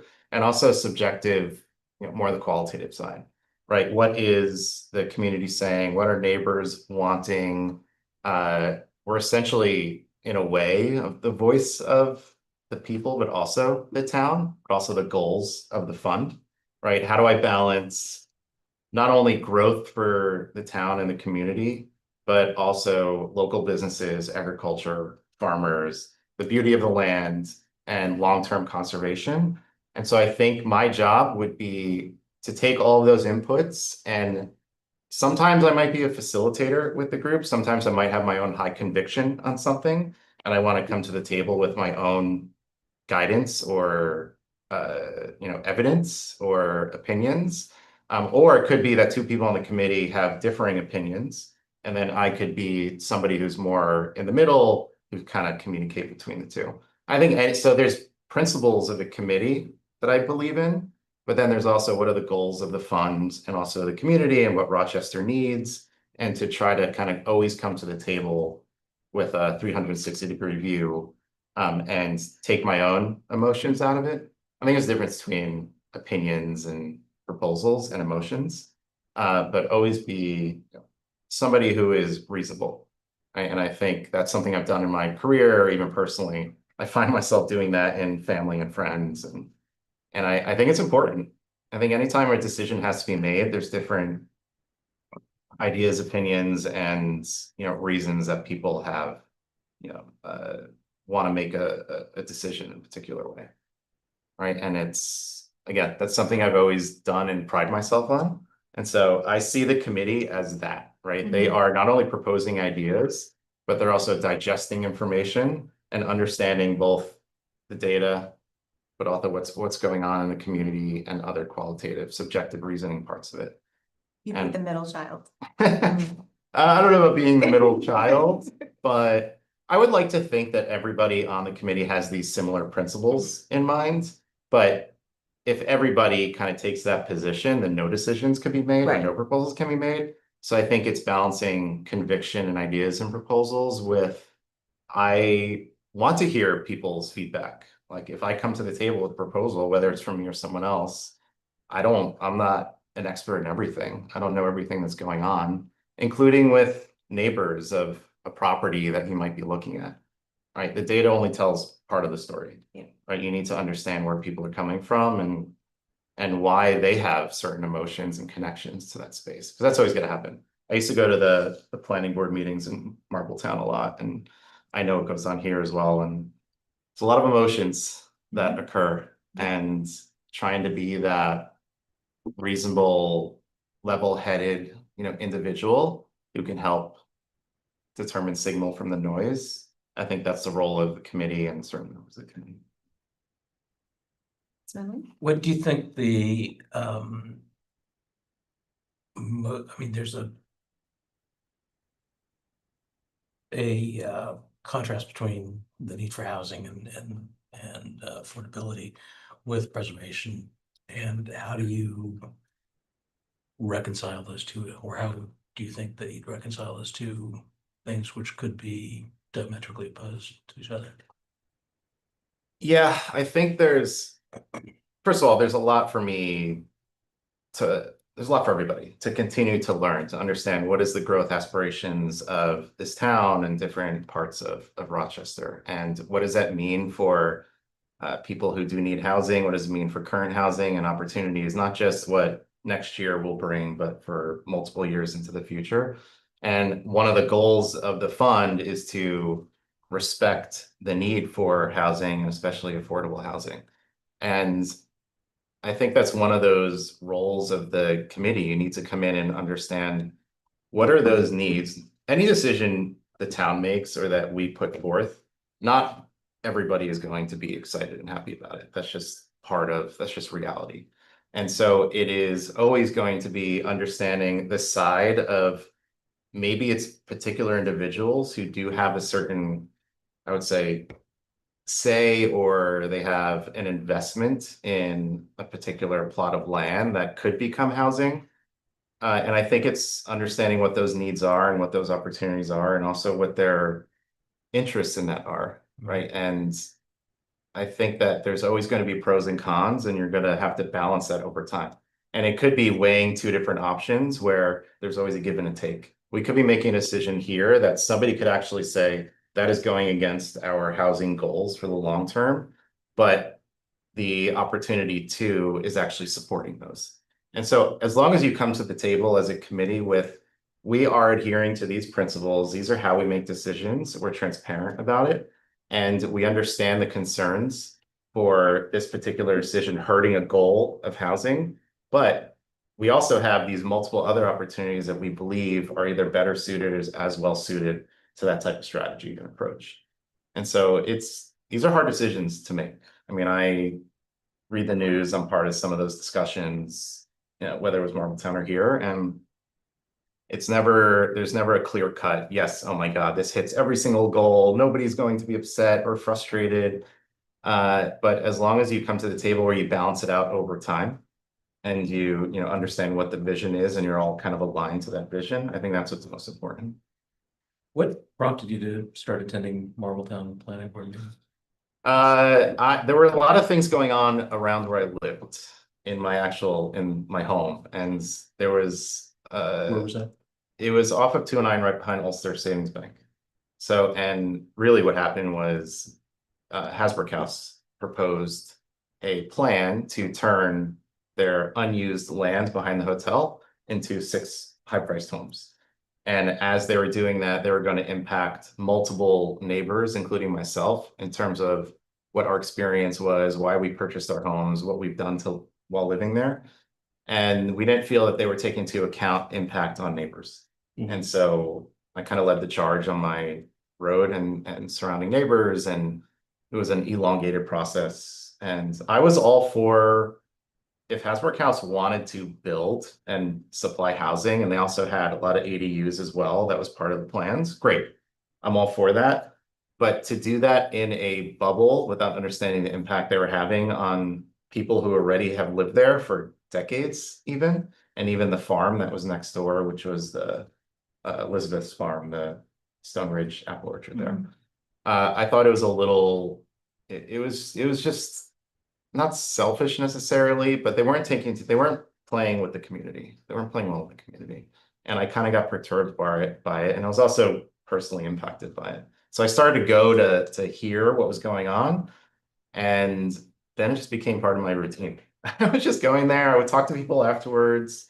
Some others, when there were issues going on, they asked me to speak on their behalf. And again, I figured at some point I would play a role in this community. So I just wanted to understand who the people were, how they felt, decisions that were being made, and why that was going on. They didn't go forward with that plan, by the way, Hasbrook House. Thank you. First off, thank you for your interest. Here. Yep. Obviously, love to see new people wanting to get involved in town. Part of the public discussion around this when we were passing the law, and the counterpoints that were brought up in terms of establishing this fund was that there's a lot of land already preserved. We have Mohonk, Minnewaska, we have Catskills, there's public land, a lot of land that's in private conservation easement. And I'm curious, why do you think we need a plan like this currently in the town of Rochester? And do you have any specific priority areas that you see where you're like, this is some of the stuff that we should be looking at preserving for one reason or another? I think anytime there isn't an explicit plan in place or a group of people who are charged with making a plan, I think things can get messy, and it can go off track really quickly. So everything that's happened in the past to conserve all of these plots, and whether it's private or public, great, it is what it is, but there's going to be many decisions that are going to have to be made going forward in the future as more people move here, as more businesses want to get established here. And it's important to have not only a group of people, but also a policy and laws, et cetera, in place to sort of dictate how those decisions are being made. So I'm very much in favor of structure to support decision making. So I think it's important that this exists, and the fund exists, and the plan exists. I'm partial to.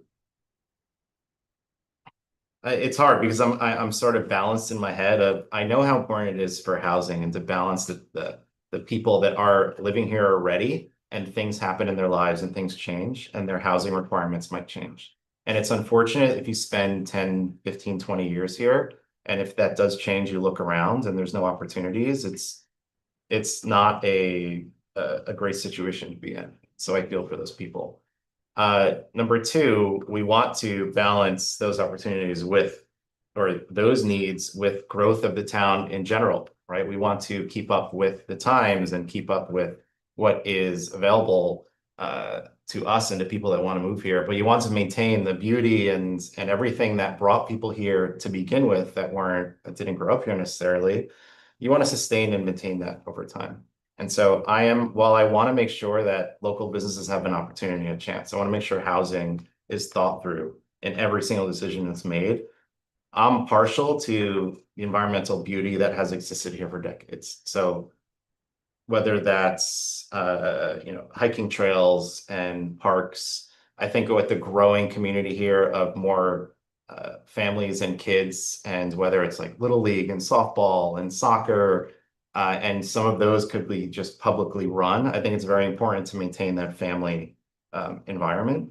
But when I even bought my land to build, I was very specific on every single tree that I wanted to keep. And I see trees that, I want to bring back to health, or, when somebody is about to engage in development, can they maintain the environment that's surrounding them while also being able to build a life for themselves and clearing it for their home. And so a lot of the trails, a lot of the, the environmental beauty I want to maintain over time. So again, it's all balance, right? It's balancing all of these particular goals. But if people can't come up here and fish and hike and stroll and appreciate everything that has grown here for centuries even, then, what will this town and the different neighborhoods really turn into, right? So you want to always sustain the reason why people came here in the first place. All right. So my first question I ask everyone, are you an eligible elector of the town? Yes. So you registered to vote? Yeah. Sweet. That's normally an easy for the most part. And then for this board specifically, I'm wondering, I know you haven't been in town for very long, or Rondout Valley School District area is super long. But for how we are at, how the town as a government, as planning board, zoning board, whatnot, how historically, like our track record or rating for how we've done with conservation thus far. Yeah, I won't pretend to have an expert answer to that one. That is also something where I know that if I am a part of this, one thing I always do is do my homework, understand the history, the context, how we got here, because I think that's super important, again, in how decisions are being made. Right. So I won't pretend to be the person who knows the most around all of that and understand all the full context coming in. What I do propose myself as is, in a very short amount of time, I would become that expert. It's very important to me that I want to represent the people that are around me, the place that I live, the history of it, the importance of it. Because again, if I'm going to be a representative, I'm going to be a voice to help make decisions that have impact on multiple people's lives and their families' lives. It's not fair if I don't do my homework and become that person. And I know myself. That's something I would very much commit to and be a part of. Apologies for not looking at you. There's just a power cord, just making sure you're not trying to use the bathroom next to it or anything down there. And my second question I've been asking everyone tonight is about housing, but since you've touched base on that, I think very thoroughly for the night, in your tech experience or background, I'm wondering if you could say anything about data centers or AI or battery storage facilities, if you have a take on them, how you feel like that would work, benefit or not benefit us in this town. What would you like to know on AI? Happy to. Yeah, I just No, think yeah, the yeah. idea of like the storage facilities in general and their impact that they can have on the environment, and resources like water. Yes, so obviously there are financial benefits if you move in that direction. I know a lot about this space. I have a decent amount of experience. I think there would have to be a very hard and long look at having that be built out or anywhere near this area, to be honest. I think there's a lot of unknowns. I think that the companies who are doing that don't have the community's best interests in mind all the time, even though they might say so up front. And while there's upside in jobs, there's upside in financial considerations, I'm not sure that the benefits it brings over those next 10, 15 years actually outweighs some of the consequences that could happen in 50 years. On water, on land, on unknown factors of what that is doing to surrounding neighbors, and within even 50 square miles of where it ends up being built. And so it totally could be, they could end up coming out and saying it's totally fine and has no impact on the surrounding areas. But there's a lot out there already that says the risk is high. There's a lot out there already that says the unknowns are going to persist for many years. And so I would think that there's other opportunities for a town like Rochester and ours where we don't have to immediately go in that direction. So that's one of those examples where I would come in with an opinion. Happy to hear others, and there's also the granular details of what it actually brings to the community, right? You could actually say jobs, money, opportunity outweighs some of the risks that we know might be out there. But it's hard to imagine that there's not going to be a large pool of people who would be directly impacted and upset when something like that comes to the table. Great, and then final really tiny question is, if there was an opening on another committee, I know that you have a passion for this one, and you started from another township and brought it all the way over here still. Yeah. But I'm wondering if there was a opportunity that we think you might be good for on another committee in town, if you'd be willing to be appointed to another, like we have 3 other environmental committees in town, so that aren't just, I know you don't know a lot about this one, I'm not saying you're not getting on it, but just in case we get a billion amazing applicants that all know our plan. Yeah, I was telling my wife Kylie before I came here, I said, my passion and what drives me is contributing to this town that we're gonna live in for a very long time, that we're raising a child in. And I think there's different ways that I can contribute, obviously this being one of them, but there are that passion and emotion in me would want, I'd be open to several opportunities, as long as I am even remotely qualified. All right, whether it's something that I'm immediately qualified for, could, learn on the job and get more involved that way, great. I would never pretend to be something that I'm not. But I want to give back. I'm gonna be here, full-time. I plan on hopefully raising multiple kids here, who knows? My dog loves it here. And so I want to be able to support it in the best ways that I can. So I'm open-minded to that. Cool, great, thank you. And then you're doing this in a public setting. Appreciate Yeah, you no, just taking your time. all good. Do you have any questions for us? Yeah, so I couldn't find information on what's actually the forecast for the fund itself, like the size of the fund and how many decisions are actually being made per year.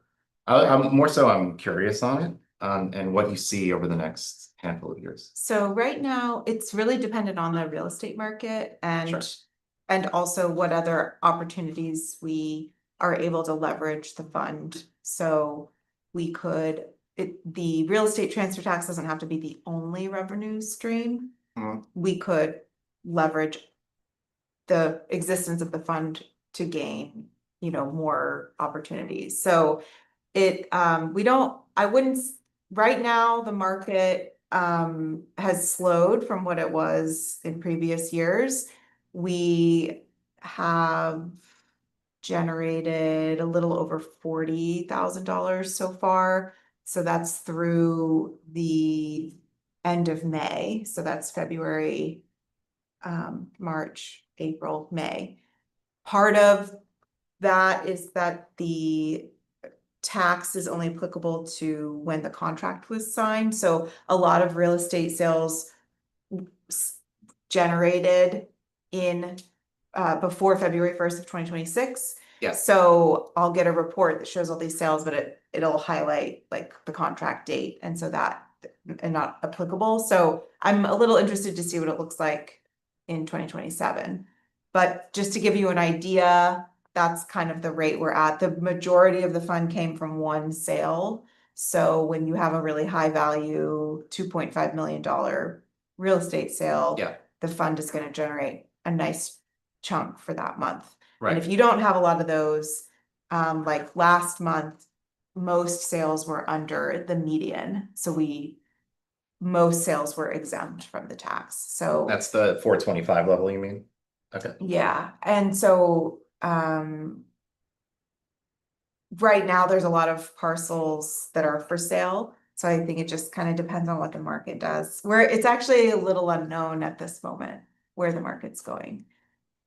Yeah, But- I was mostly curious on, are there other avenues to secure funds to support, this particular?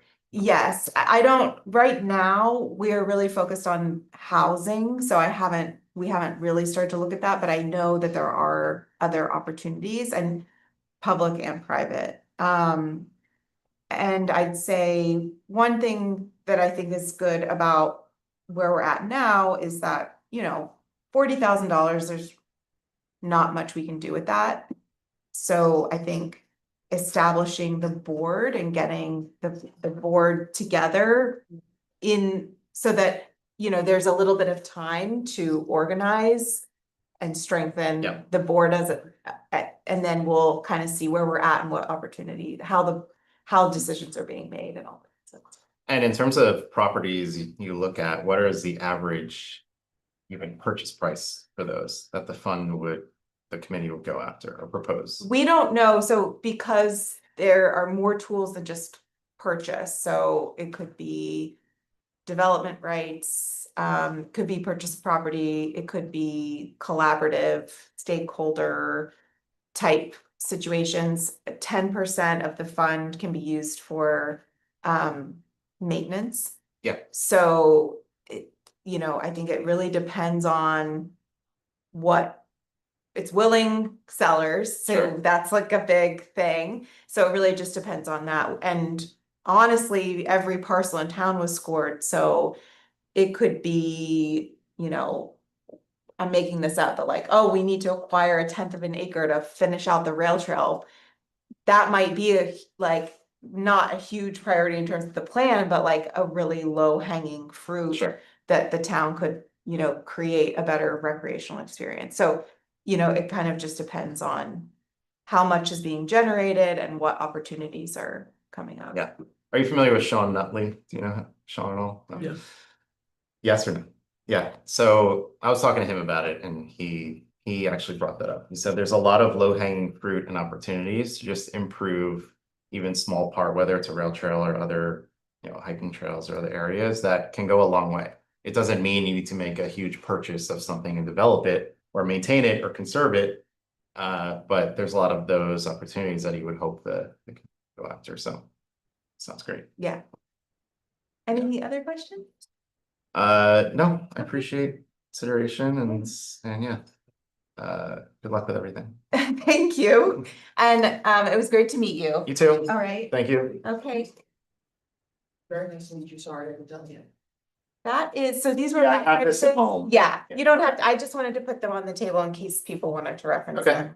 Great. Just, All right. Thank you. It's nice to meet you. hello, Are you? come on up. Need a break or are you good? We're good. We got a break. What's So, up? Smokey's good, just took off. What did, Yeah, to go see. I was like, man, he's gonna pee on the floor, I can't stay. I was like, he's gonna do. so you're okay. Welcome. Thank you. How are you? A little tired, but good. I was wondering about how tired you'd be after last night's meeting. I didn't go to last night's. Yeah. Did you have fire calls? No, Okay. I started to film, so I've been at the fire training center, Mm. working outside Oh, Film Yeah. on fire training. on fire training. Yeah, they're doing a documentary about the. Where's the training Oak- center? It's on Ulster Landing Road, which is sort of underneath the Kingston Radcliffe Bridge. It's like kind of by the where like it looks like that airport strip is Mhm. kind of. Yes, there, Side of yeah. it. So it's a boot camp, summer boot camp for volunteer firefighters. So I'm working on a film about that. oh, cool. It's pretty good. Well, we all are familiar with you. So some of these, What's your name again? some of these questions, I think we all are aware of the involvement you've had Yeah. thus far in this project, but I think it might be, some of Yeah. these questions pertain to that, but I think it'll be good to hear your thoughts because there's been some time since the plan document was formed. So I wanted to just start out by asking you to tell us a little bit about yourself Yeah. and what led you to put yourself forward for this role. Also partially, we are streaming this, so Yeah, the so, public, okay. yeah, has a Yeah. chance to hear this too. Could have brought a dog to the meeting too, but I didn't. This is our newest council member. This is Sonogi Sinatra, Nisa. So, well, you know, but the public is Peter Nelson and involved in a lot of things around town. I was asked to be on the committee, the ad hoc committee, to do the original community preservation plan. And that was a great experience. We had a really, really good time with that. Learned a lot. And then it was just great. I mean, it was not something I had done before. Even with, I do have a background in conservation, being around a Sophus Land Conservancy for 20-something years in the board of that. So it's kind of was something that I think the board, former supervisor, thought I might be a good person to be on that board. So I chaired that committee. Yeah, so that was I think the foundation of, has made some sensible modifications in the next iteration with including the new code and changes in the code, which I think was good, and some other little tweaks, but very happy to hear it got passed. I did organize the campaign for the community preservation referendum because I was passionate, had a lot invested in it in terms of time, so I did that without talking to any of you about it, just because I figured a referendum needs to have some oomph behind it, or it's not going to pass. And so that was a really good experience too. And then my other things besides the Land Conservancy is fire department, of course, deputy district chief, and probably most importantly, I'm just an avid person who is outside all the time. You know, I spent a lot of time on the rail trails and hiked through, you know, all of Minnewaska, pretty much all of Bonk.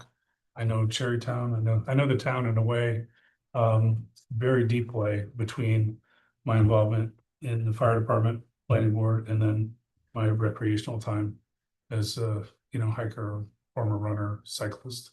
And so I feel like I have a good, diverse knowledge of the town. Very passionate about farmland preservation, because I think that's the foundation of what you know, what our town is sort of built on in many ways, and it's one of our strongest assets. So I think that those things all kind of combine to you know, my interest in wanting to be a part of this. You know, I just think it's a really great plan, and I feel honored that, you know, the town of Rochester has it, and now it's a core right in the middle of Ulster County, between Marbletown, Gardner, you know, New Paltz, and now us. And I think that that's, you know, what I'm also involved in a lot of workshops and trainings and coalitions about this in other parts of the state. And I know that other towns around here have an interest in adopting it too. It's, you know, a matter of time, whether it'll happen, when it'll happen, and all that. So and the planning board, I'm also on the planning board. Yeah. So that little thing. One thing to do yeah. on the side. Yeah. So I know that you're familiar with the plan document and the changes that were made, and I know you read it because you sent me red lines. Yeah. And so I acknowledging that, and I also just wanted to share, it's a biased group, but the people that applied for this committee that we've interviewed so far, who were not a part of that original Mhm.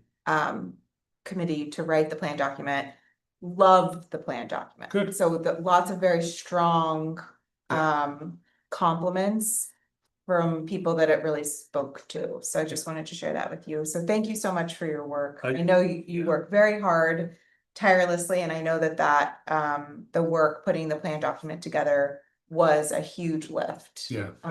Thank you. But I have to, you know, turn that back and include Ted Fink in this, because he was gigantic help in getting it done. I mean, I would not have been able to do it without his help and his expertise. his expertise, exactly. So. I was gonna say, your labor was free though, Peter. So What's that? Your labor was free, so we appreciate it. I specialize in free labor. Yeah, I clearly. also specialize in free labor, so I Yeah, understand, yeah. So- Do a lot of promo. So I want to ask about, you've spent a lot of time thinking about this, Mhm. trainings, familiarizing with it. What do you envision the approach that the advisory board should have in making recommendations for how the fund should be utilized? Yeah, I think that, the areas that the subject areas, I think farmland is probably one of the top. And water is right up there, water resources, that's a super important one. We're encountering that in the planning board a lot. Hydrogeological studies and things like shortage of water, it's an issue that's come up a lot. And so I think that the aquifer is like a really important thing. And then I think recreation is really, really important. So those are, but I think that, my own personal opinion is that I'm sensitive to the fact that, making a purchase of a piece of property, if it is a purchase, also involves a certain amount of money to keep it going, to develop it and all that. So that's something that I would be conscious of. If you want to set up a park, it takes time, money, and expertise to do that. And of course, that can be done with grants, but it's also, I would be sensitive to adding to the budget of the town and the obligations of the town or any sort of entity like that. Whereas I think in like a property development right easement could be another option for a farmer. I really personally like that one for farmland in particular because the farmers own the land, they work the land, and they can pass on the land. But it's just restricting development. So I think that could be a very good use of funds. But I also think adding to, for recreational use, I'm an avid user of the rail trail, and I think that the rail trail, there's room to grow there in the town of Rochester.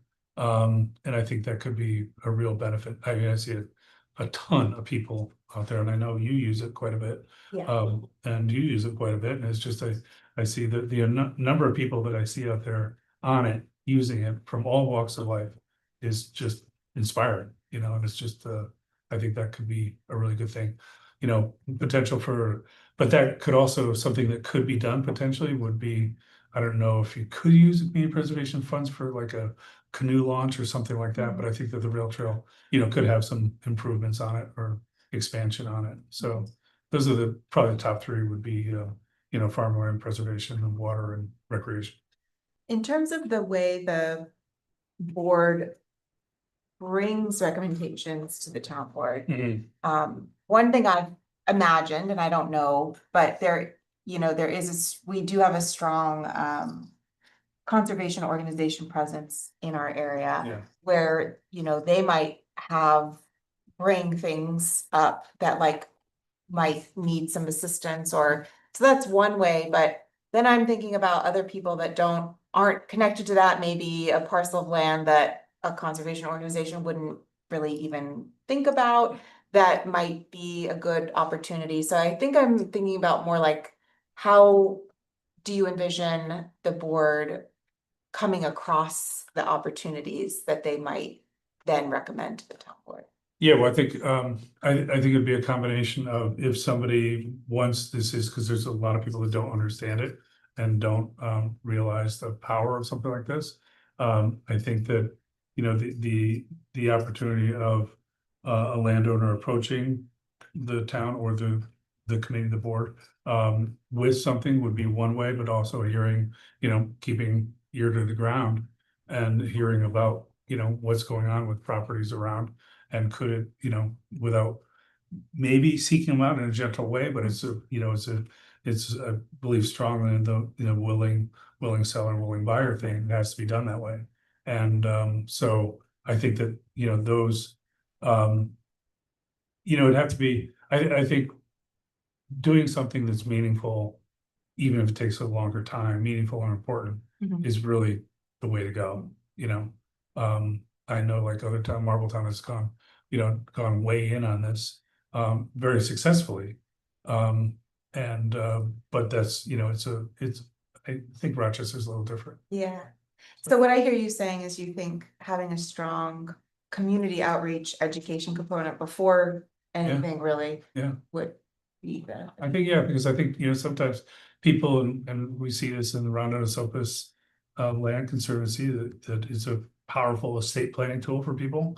That people use it to, maybe they want something to happen meaningfully for their land, whether that remains as farmland or it is left for a bigger purpose than just another home on it. I think that that's a powerful tool. So I think it would be it could, the outreach is, I think it's really important, making people aware of it. Lynn? I don't have any questions.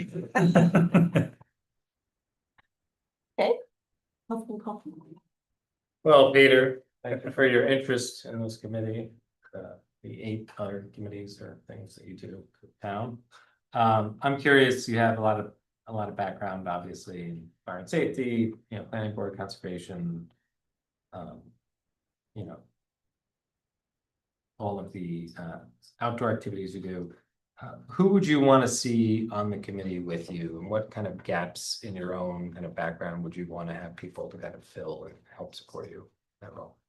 Yeah, it's a great question. I think that, if I remember correctly, it has to be a farmer on there, because I think, is that We- to have a farmer representative? We're supposed to make a reasonable effort to have an active farmer Yeah. and someone from the Ulster County Farmland Protection Board. Yeah, so I think that would be an essential person, but I mean, I don't. I think having people that share an interest in the community preservation plan and conservation and really looking forward to the future, regardless of what their background is gonna be really important. That sounds a little vague, but I think that if you have everybody that's kind of pulling in the same direction, that's gonna be really beneficial, So, people that, I think people that really know the town, in different ways would be a benefit to the committee. What that means, I'm knowledgeable about farm operations and farming in town because it's another sort of interest of mine, but I think that, certainly having a farmer on board would be good. And then, it's kind of a tough question because I think everybody pulling in the same direction really is what is important. Yeah. And, having if everybody agrees, that is not only unrealistic, but I think it's also, it doesn't necessarily benefit, but I don't think opposition, and having people just for the point of opposition is a good thing, so. The planning board always agrees on everything. Right? Yeah, we do. Us too. Yeah. Councilwoman Sneak-Back? Okay. So, just let me think of what to ask. Hold on. Are you an eligible? No, just kidding. Okay, actually, I do have a question. So, in the beginning of your statement before about the plan and the need for it, and your prioritizing of resources, would you consider the generational residents of town a resource for conservation? Because for generations, they've been ensuring it's happened in town. Would you consider them like a resource because they've been advocating for this for so long, for generations in our town, for it to be conserved, like Sure. making sure that we may retain a certain portion of, based on, principle wise, like that, it's been a priority of the community for so long, so we should make sure that newcomers and the old, you see what I mean in the balance, like that it's it's also an important resource to make sure we have. Well, I think everybody benefits, right? Yeah, So, absolutely, yeah. So I don't know. I mean, I don't see a real distinction between, a multi-generational family as I mean, I think that the resources are across the board, right? So I don't. I'm saying that they've been advocating for multi-generations, that's a resource, someone whose family's like been here and concerned with conservation Yeah, for the whole time, like would that be considered like a resource to you course, for yeah. towards the effort in town? Sorry, the last guy, he said something very philosophical for one of his answers, and it made me think of that for some. I was like, man, you know, people have been here for a while Yeah. and they're all fighting the same cause for Yeah. since before, you know, we were allowed to. I mean, I think that just to sort of answer that, I think in a way, you know, what we did when we worked on the initial plan was we didn't invent anything new. Yeah, oh You yeah, know, we were working off what previous generations of the town had done, previous boards had done, and a lot of the work had been done. And we sort of incorporated all of that into that document as, you know, there's a sort of foundation of what that was. So I think that's, you know, that is really the multi-generational aspect of it, is the people that did that work before my time set us up to have a good, you know, opportunity to pass the plan. yeah, that's a great answer. Yeah. I guess that's kind of what I'll ask you, the same one that I asked is like kind of the generic of the town board government wise, how do you think we've done thus far, you know, planning, zoning, town board committees we've created, whatnot, like how do you think we've done like scorecard wise as conservation? I would say really good. I mean, at the, you know, we're dealing directly with the code revisions on the planning board perspective, and I think that there are a lot of things that are very strong that are make I wouldn't say make it easier, but make it clear. I mean, that the priorities, I think, for the town have been set forth, have, you know, are read in code. There's always room to work, you know, clarify some things. But I think that the work of aquifer protection and, you know, all of that is you know, the overlay is really important. I mean, it's so I think the town has done a, you know, a good job. Ahead of a lot of other towns around us. So, yeah.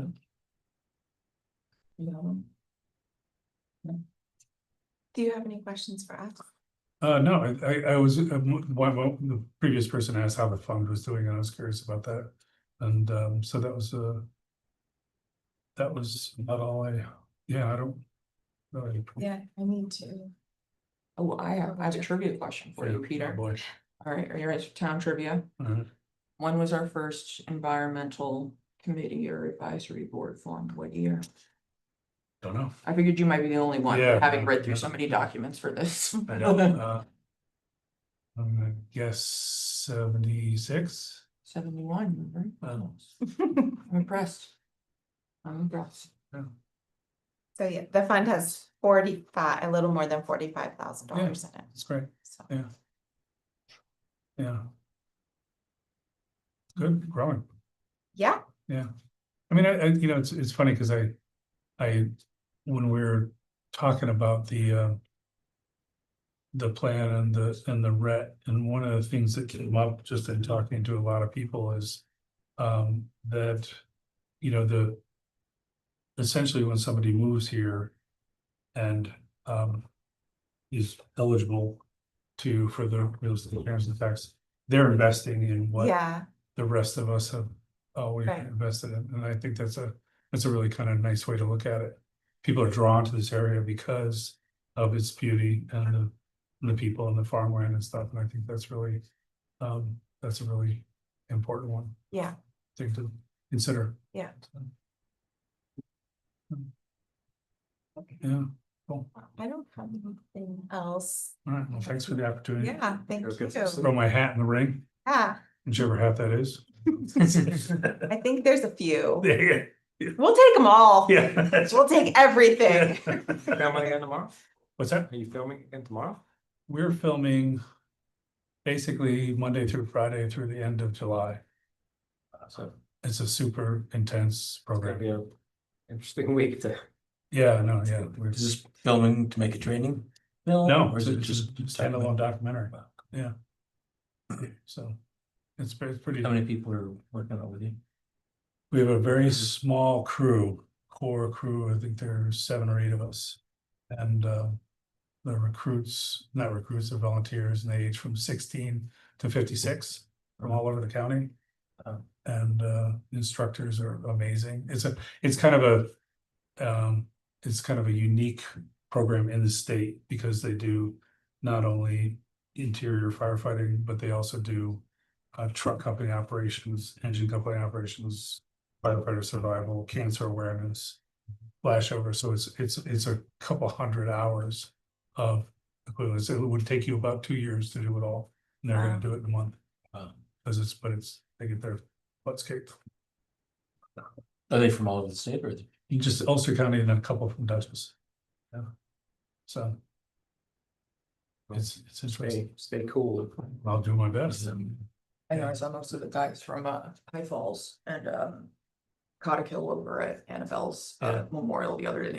You all are very lobstery looking from your trains. Yeah, Being outside one day, yeah. everyone was right. I was like, do you guys want me to take over the bill? And they were like, no, I'm fine. Just like, Cool. All right, well, thank you. Yeah, thanks for the opportunity. nice to see you. Guys. Will you like make a motion to not have to interview Peter or anything? And make him have to come You over can and. sit at the table, Claire. I think we're just taking a quick bathroom. Thank you. And then we will get. Actually, I don't know, see if that one. Bigger? Yeah, I'm just gonna go. Monkey. Sniff in. The seat is warm. Monkey. It's a hot seat. Oh, it's so cute. Thank you, this is my new phone. And sailors. So it Looks like has Yeah, he's a silver lab. He's a rescue. He's from a puppy mill that got shut down in Kentucky. wow, Yeah. Beautiful. Mhm. I have a lab. Beautiful eyes. Yeah, our last pup was a lab, so. We want, yeah, that's where What's his his name, Smokey Sinatra. He came with Smokey. I added Sinatra because his old blue eyes here. Oh, I know it. Thank God. I'm almost tired. Hello, Getting a second. Hi. I thought I really wanted to play. the last interview of the night.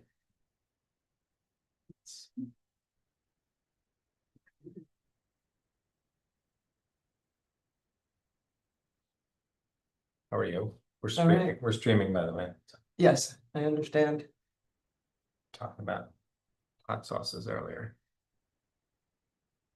Now all public references of hot sauces.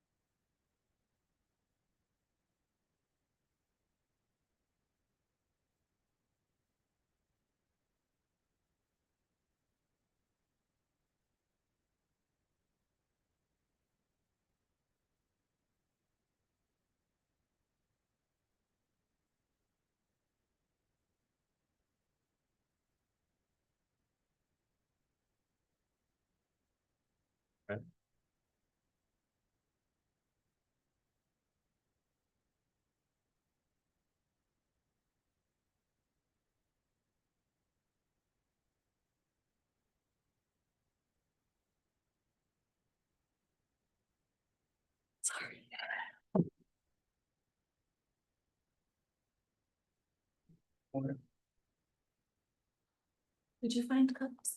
I did. Do you need more? I have to go take the cups out. Water. Thank you.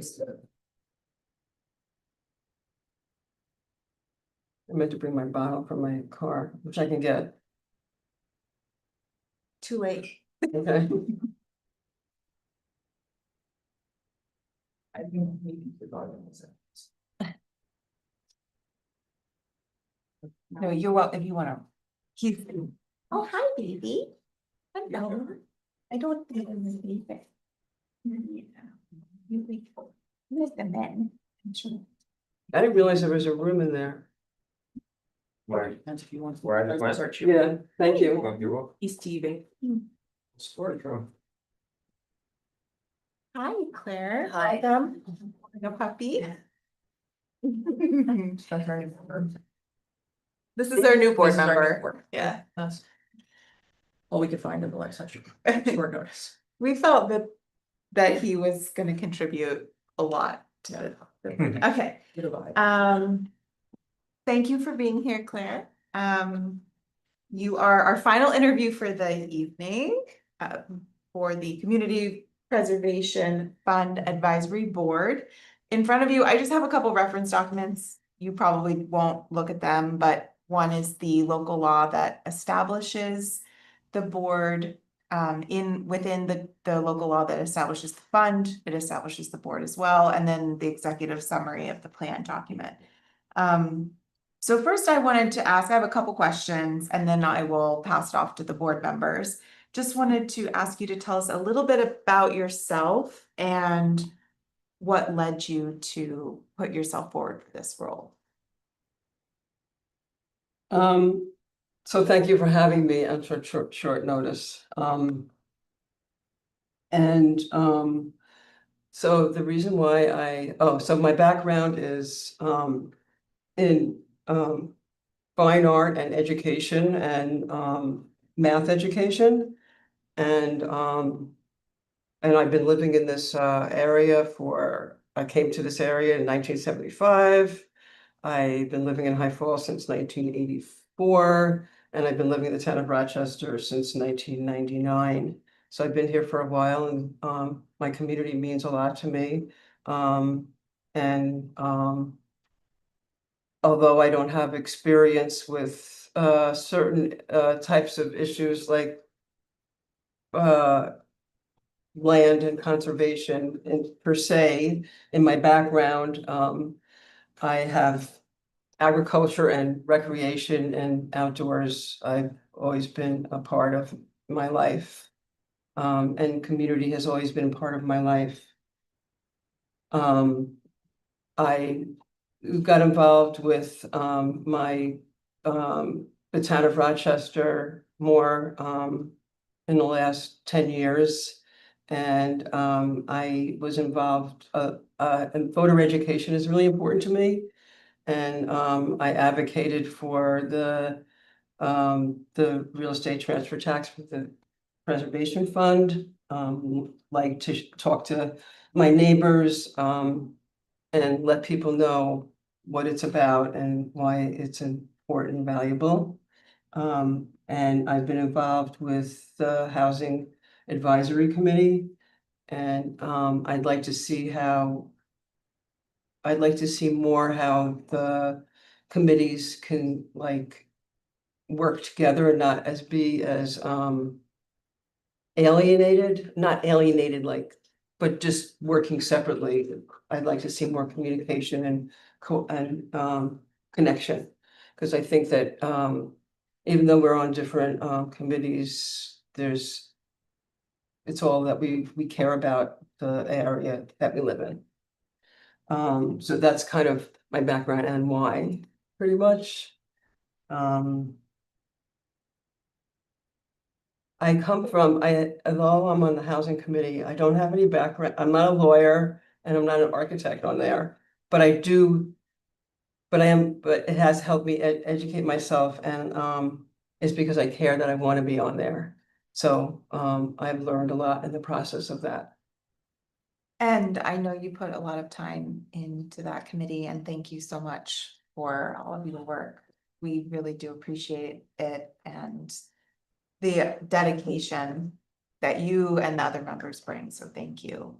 Are you familiar with the Community Preservation Plan document? I'm familiar with it. Okay. I didn't read every page though. Okay. But I'm familiar with it. Okay, so you're aware that it sets out the priorities for parcels and preservation in town and utilizes a scoring rubric rather Yes. than identifying specific parcels. So every single parcel in town is identified and has a scoring rubric of 6 criteria applied. So in that plan, it sets forth priorities and the scoring rubric. In local law 4 of 2024, the advisory board is established, but there's not a lot of information about how the board will operate, just that it will advise the town board on how to utilize the funds Right. according to the plan document. So what I wanted to know is if you've put any thought into the approach that you vision the board having in doing the work of making those recommendations to the town board. The advisory board, what would it do how would it work in terms of the board? Yeah. How would it find those properties? How would it work to make those recommendations? Well, I guess I had some experience with it on the housing where we were looking at different parcels and we had to scope out all these different properties, and we also had a scoring rubric in that with PACE. So, and then we made advice to the, to the town board of what what we came up with. So there was a lot of discussion and evaluation, and some people had different priorities than others on the committee. But we came to some agreement, and it was with them, it's not like a majority, it was really more of a consensus. But we realized that whatever information, like if I was gonna be on the advisory board, that you make recommendations to the board. That's what your job is. Have you thought at all about how, so it's for this and hopefully one day we'll have a similar opportunity for housing, but it's any sale that happens, whether it be purchase of development rights or outright purchase of property, is between the town and a willing seller. Right. So have you thought at all about how you think those opportunities might make it to the advisory board for them to even consider? Consider what? Whether or not that would be a good acquisition for a good use of the funds for acquisition. For the preservation. Mhm. But, well, I'm sorry, I thought like you have a scoring, right? There's a scoreboard, so you would have to look at what kind of attributes are something that you would evaluate. Yeah, I guess we can definitely move on. Because if you hadn't really thought, it's fine, there's no wrong answer. But one thing that I thought is like, oh, a land trust might bring an opportunity to the advisory board for them to consider. But there also might be someone who has a parcel of land Comes that- forward. and they come forward, or maybe Okay. there might be people that have no idea that this tool exists and don't have the opportunity, or you can, and the amount in the fund isn't infinite, so there might have to be some decisions made, or maybe do you make a move on the first opportunity, or do you wait? I was just curious. Also, how do you figure out, like? Yeah, I guess that's a complicated question. There's a lot of different factors, like you have to think about how much, like, you have to predict what's gonna happen in the future. You have to think about what everybody needs. You have to like think of, I don't know, there might be other property, like opportunities that are gonna happen. That you'd wanna put the money, like, not make a purchase for immediately. There's all these different factors that you have to think about. And you have to think about what, all the people in the town and what their needs are. Yeah. And what kind of things are wanted to be used or by that.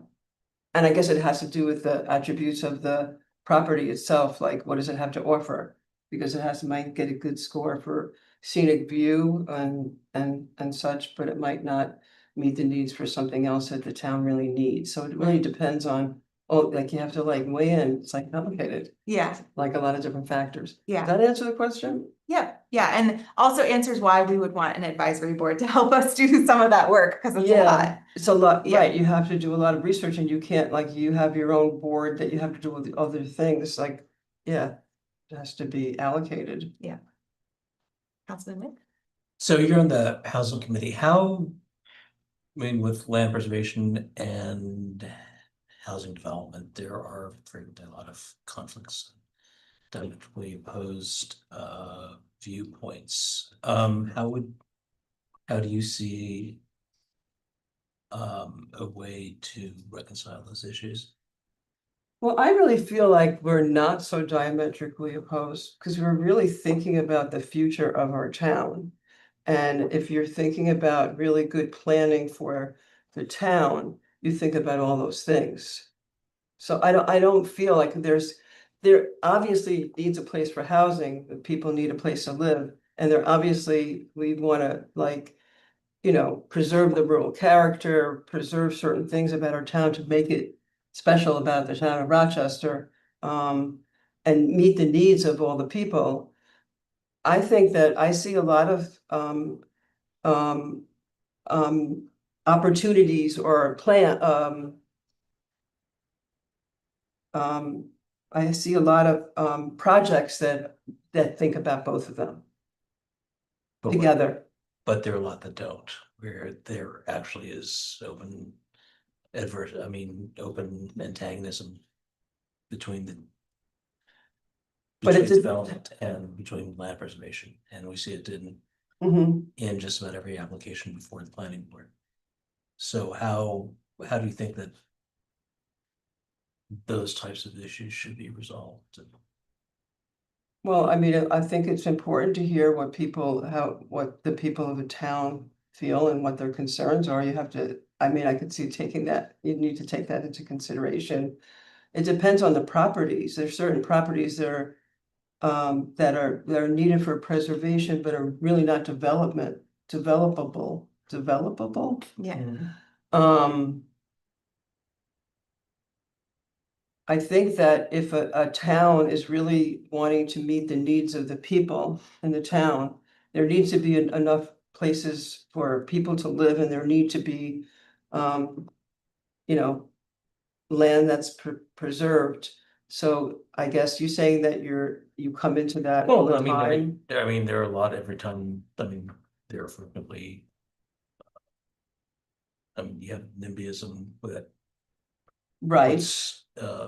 that opposes just about anything that anyone tries to do, whether that basis is rational or not. I That think, opposition yeah, exists. but isn't like the NIMBYism, doesn't that like have, like it occurs more with a housing project than a preservation project? Well, what I'm saying is where there is a potential for a piece of property, both housing or Oh, development. yeah. How So, do you reconcile this? oh, so if there's a piece of property that is planning to be for housing and preservation, you're saying? Viable for it. Oh, viable for it.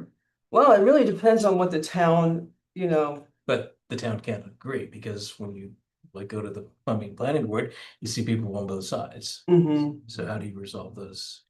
um, So when you say the town doesn't have an opinion. The town can't agree on an opinion, which is what the dispute is. so is there an event is there something that's come up you're saying that, I mean, just about happening. everything that goes to the planning board that goes to one or Mhm. two meetings is that.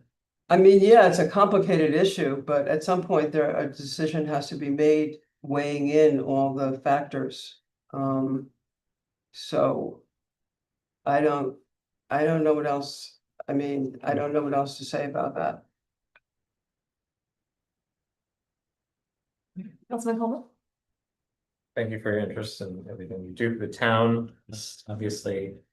I'm curious, a little bit to Sally's point, the public is very interested in this. Sometimes. In town, rumors get started or, information is misconstrued. And I'm curious, because there's so many potential stakeholders in these decisions, how much of the work of this committee do you feel like should be done publicly, and how much should the public be involved in the actual work of this committee, as opposed to when the committee brings something to the board and then there's the process of public hearings, discussions about a possible acquisition? Do you think it's important to have the public involved in the committee's work? Should it be something that's put out on YouTube, or is it important to kind of balance that with the committee to be able to deliberate on their own? It's an interesting question. Well, some things that you take to executive session because it might have involved like some personal issue. I think that as much transparent that you can be is great. Some things that you're in a public position. So it's a challenge being in a public position. And I applaud you for being in a public position. But I think that I think by being like by being public, you show, you know, as much possible that you can, so there's something that's accountability for that. I would like to see more, you know, more information shared that publicly, whether it's on the website or even on social media, not like I mean, I feel next door, people get really nasty sometimes. But I actually, when I went to the Smart Community Forum recently, there was somebody from another town that really is very active, like to have somebody like managing social media. I think it's a way to I mean, not necessarily you have to have a dialogue, but you make yourself exposed, like making more information available is helpful. And I'd like to see more like education and outreach. That's what I feel like that I'd want to do even in the housing committee, but even you know, if I was on the advisory committee, to have more information available so that you're not scrutinized for not knowing, like people not knowing. You know, some things you can't, I understand. But I think it's helpful for the people. And you can say, well, it was available, and you could go to you can go to all these meetings and look at them if you wanted to. So I think that's helpful. Yeah. Great, thank you. Blair, nice to meet you. Thank you for coming here, and being interviewed in public and, you know, the hot seat, as they say.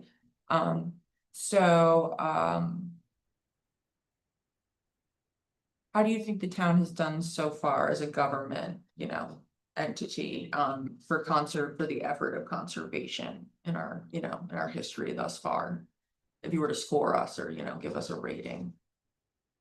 Well, I think you've done a lot of work, but I think there's probably a lot of work that can be. I think that it's hard for a town. You have limited resources, you have, you know, time is consuming. There's a lot of time involved, but I'm happy that the town, you know, had approved the real estate transfer tax for conservation.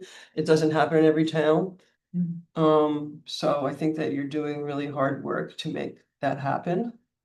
But there's like more that could be done in terms of that, so that answers your question. It does, yeah. And then kind of as a follow-up to one of Aaron's questions, is I'm wondering, you, I think, are our only committee member who has been on and is still on a committee that was brand new when it was formed, like this one will be. Yeah, So I'm wondering, like, as far as like that group dynamic and trying to figure out decision-making process or meeting process or chair, whatnot, how you might be able to like benefit this committee with your experience in that, or if you could speak on that experience of that's- like trying to, you know, figure it out as we went at the beginning. that's a good question. My participation in a setting goes back to the 80s, because I was involved in a collective of food co-ops. And we had to make all our decisions, like at that time, it was like $1 million sales was like a lot of money in the 80s. And we did it collectively, so I had a lot of experience with conflict resolution and group dynamics. And it helped me bring that to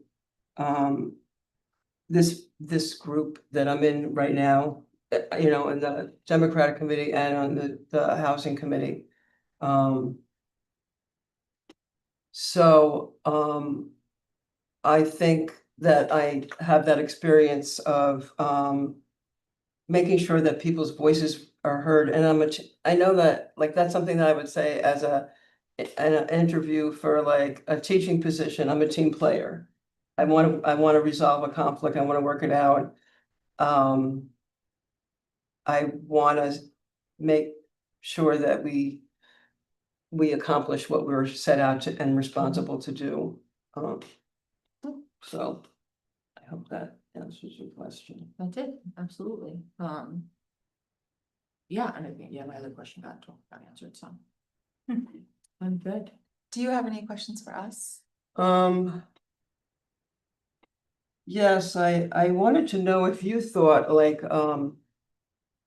that, a person like, see me having like with somebody who has like a housing experience to be on a preservation committee advisory group.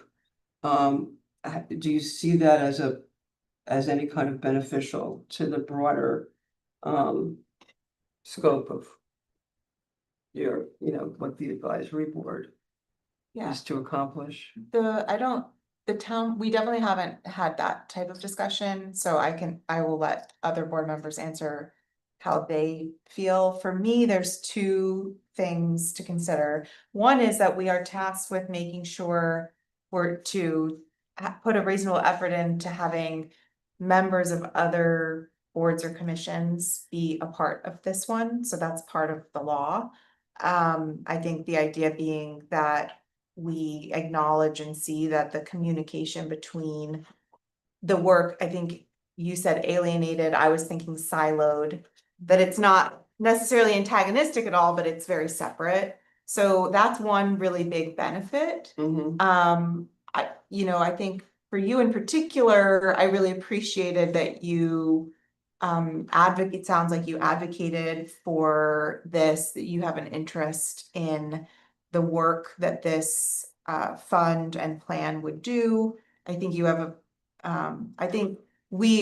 I don't think that we would want to, I think what we would want to see is the harmony or maybe even the voice of how we might be able to resolve any types of conflicts between the two interests that are oftentimes opposed, can work harmoniously together. So I think that's another factor in. So to me, it's not a negative, but I think also we would want to make sure that we weren't just, yeah, I think that's how I feel. You wanted to make sure that, The group itself works well together. That's, Right. not simply that we have a diversity of voices, but we'd also want to make sure that everyone is working towards the same goal, right? right, So you guys can answer. No, I agree. I think that we've said it in other interviews tonight that like as an administration, we try to make sure that when we're making appointments to boards, especially ones that do have such a heavy decision making or public viewing or criticism, that we're trying to make sure that they're balanced to get multiple viewpoints. We don't want like everyone from the same committee that made the plan to be appointed to the same committee that tells us what to put, you know what I mean? Or we don't want only people who have conservation, we want a farmer, we want people who also think of housing or other elements of it, so. Yes, I was very excited to see once you applied to see that someone from a more housing hat. Not that I knew at least half of, the applicants, so I was hopeful that one of the other ones might be from housing too, just to make sure that we had someone on there, to try to keep that balance, which is like the same where we tried to get, doing the housing committee. I was sad that we didn't have any interviews of people who were like, developers or, environmental people to try to get that side balanced as well, We did with short-term rental owners at the beginning, but that was about the only category in that committee. From applicants, so, yeah, so I appreciate you being the one to throw your hat in the ring, Claire, and also, for the advocacy that you did do on the CPP to help get it passed throughout your canvassing and, neighborly walks and talks. And I agree with all those sentiments. Thank you. Do you have any other questions? You came with a notebook. I just like always have to write things down. Yeah, I don't know if I have. I can't think of any other questions right now. Great.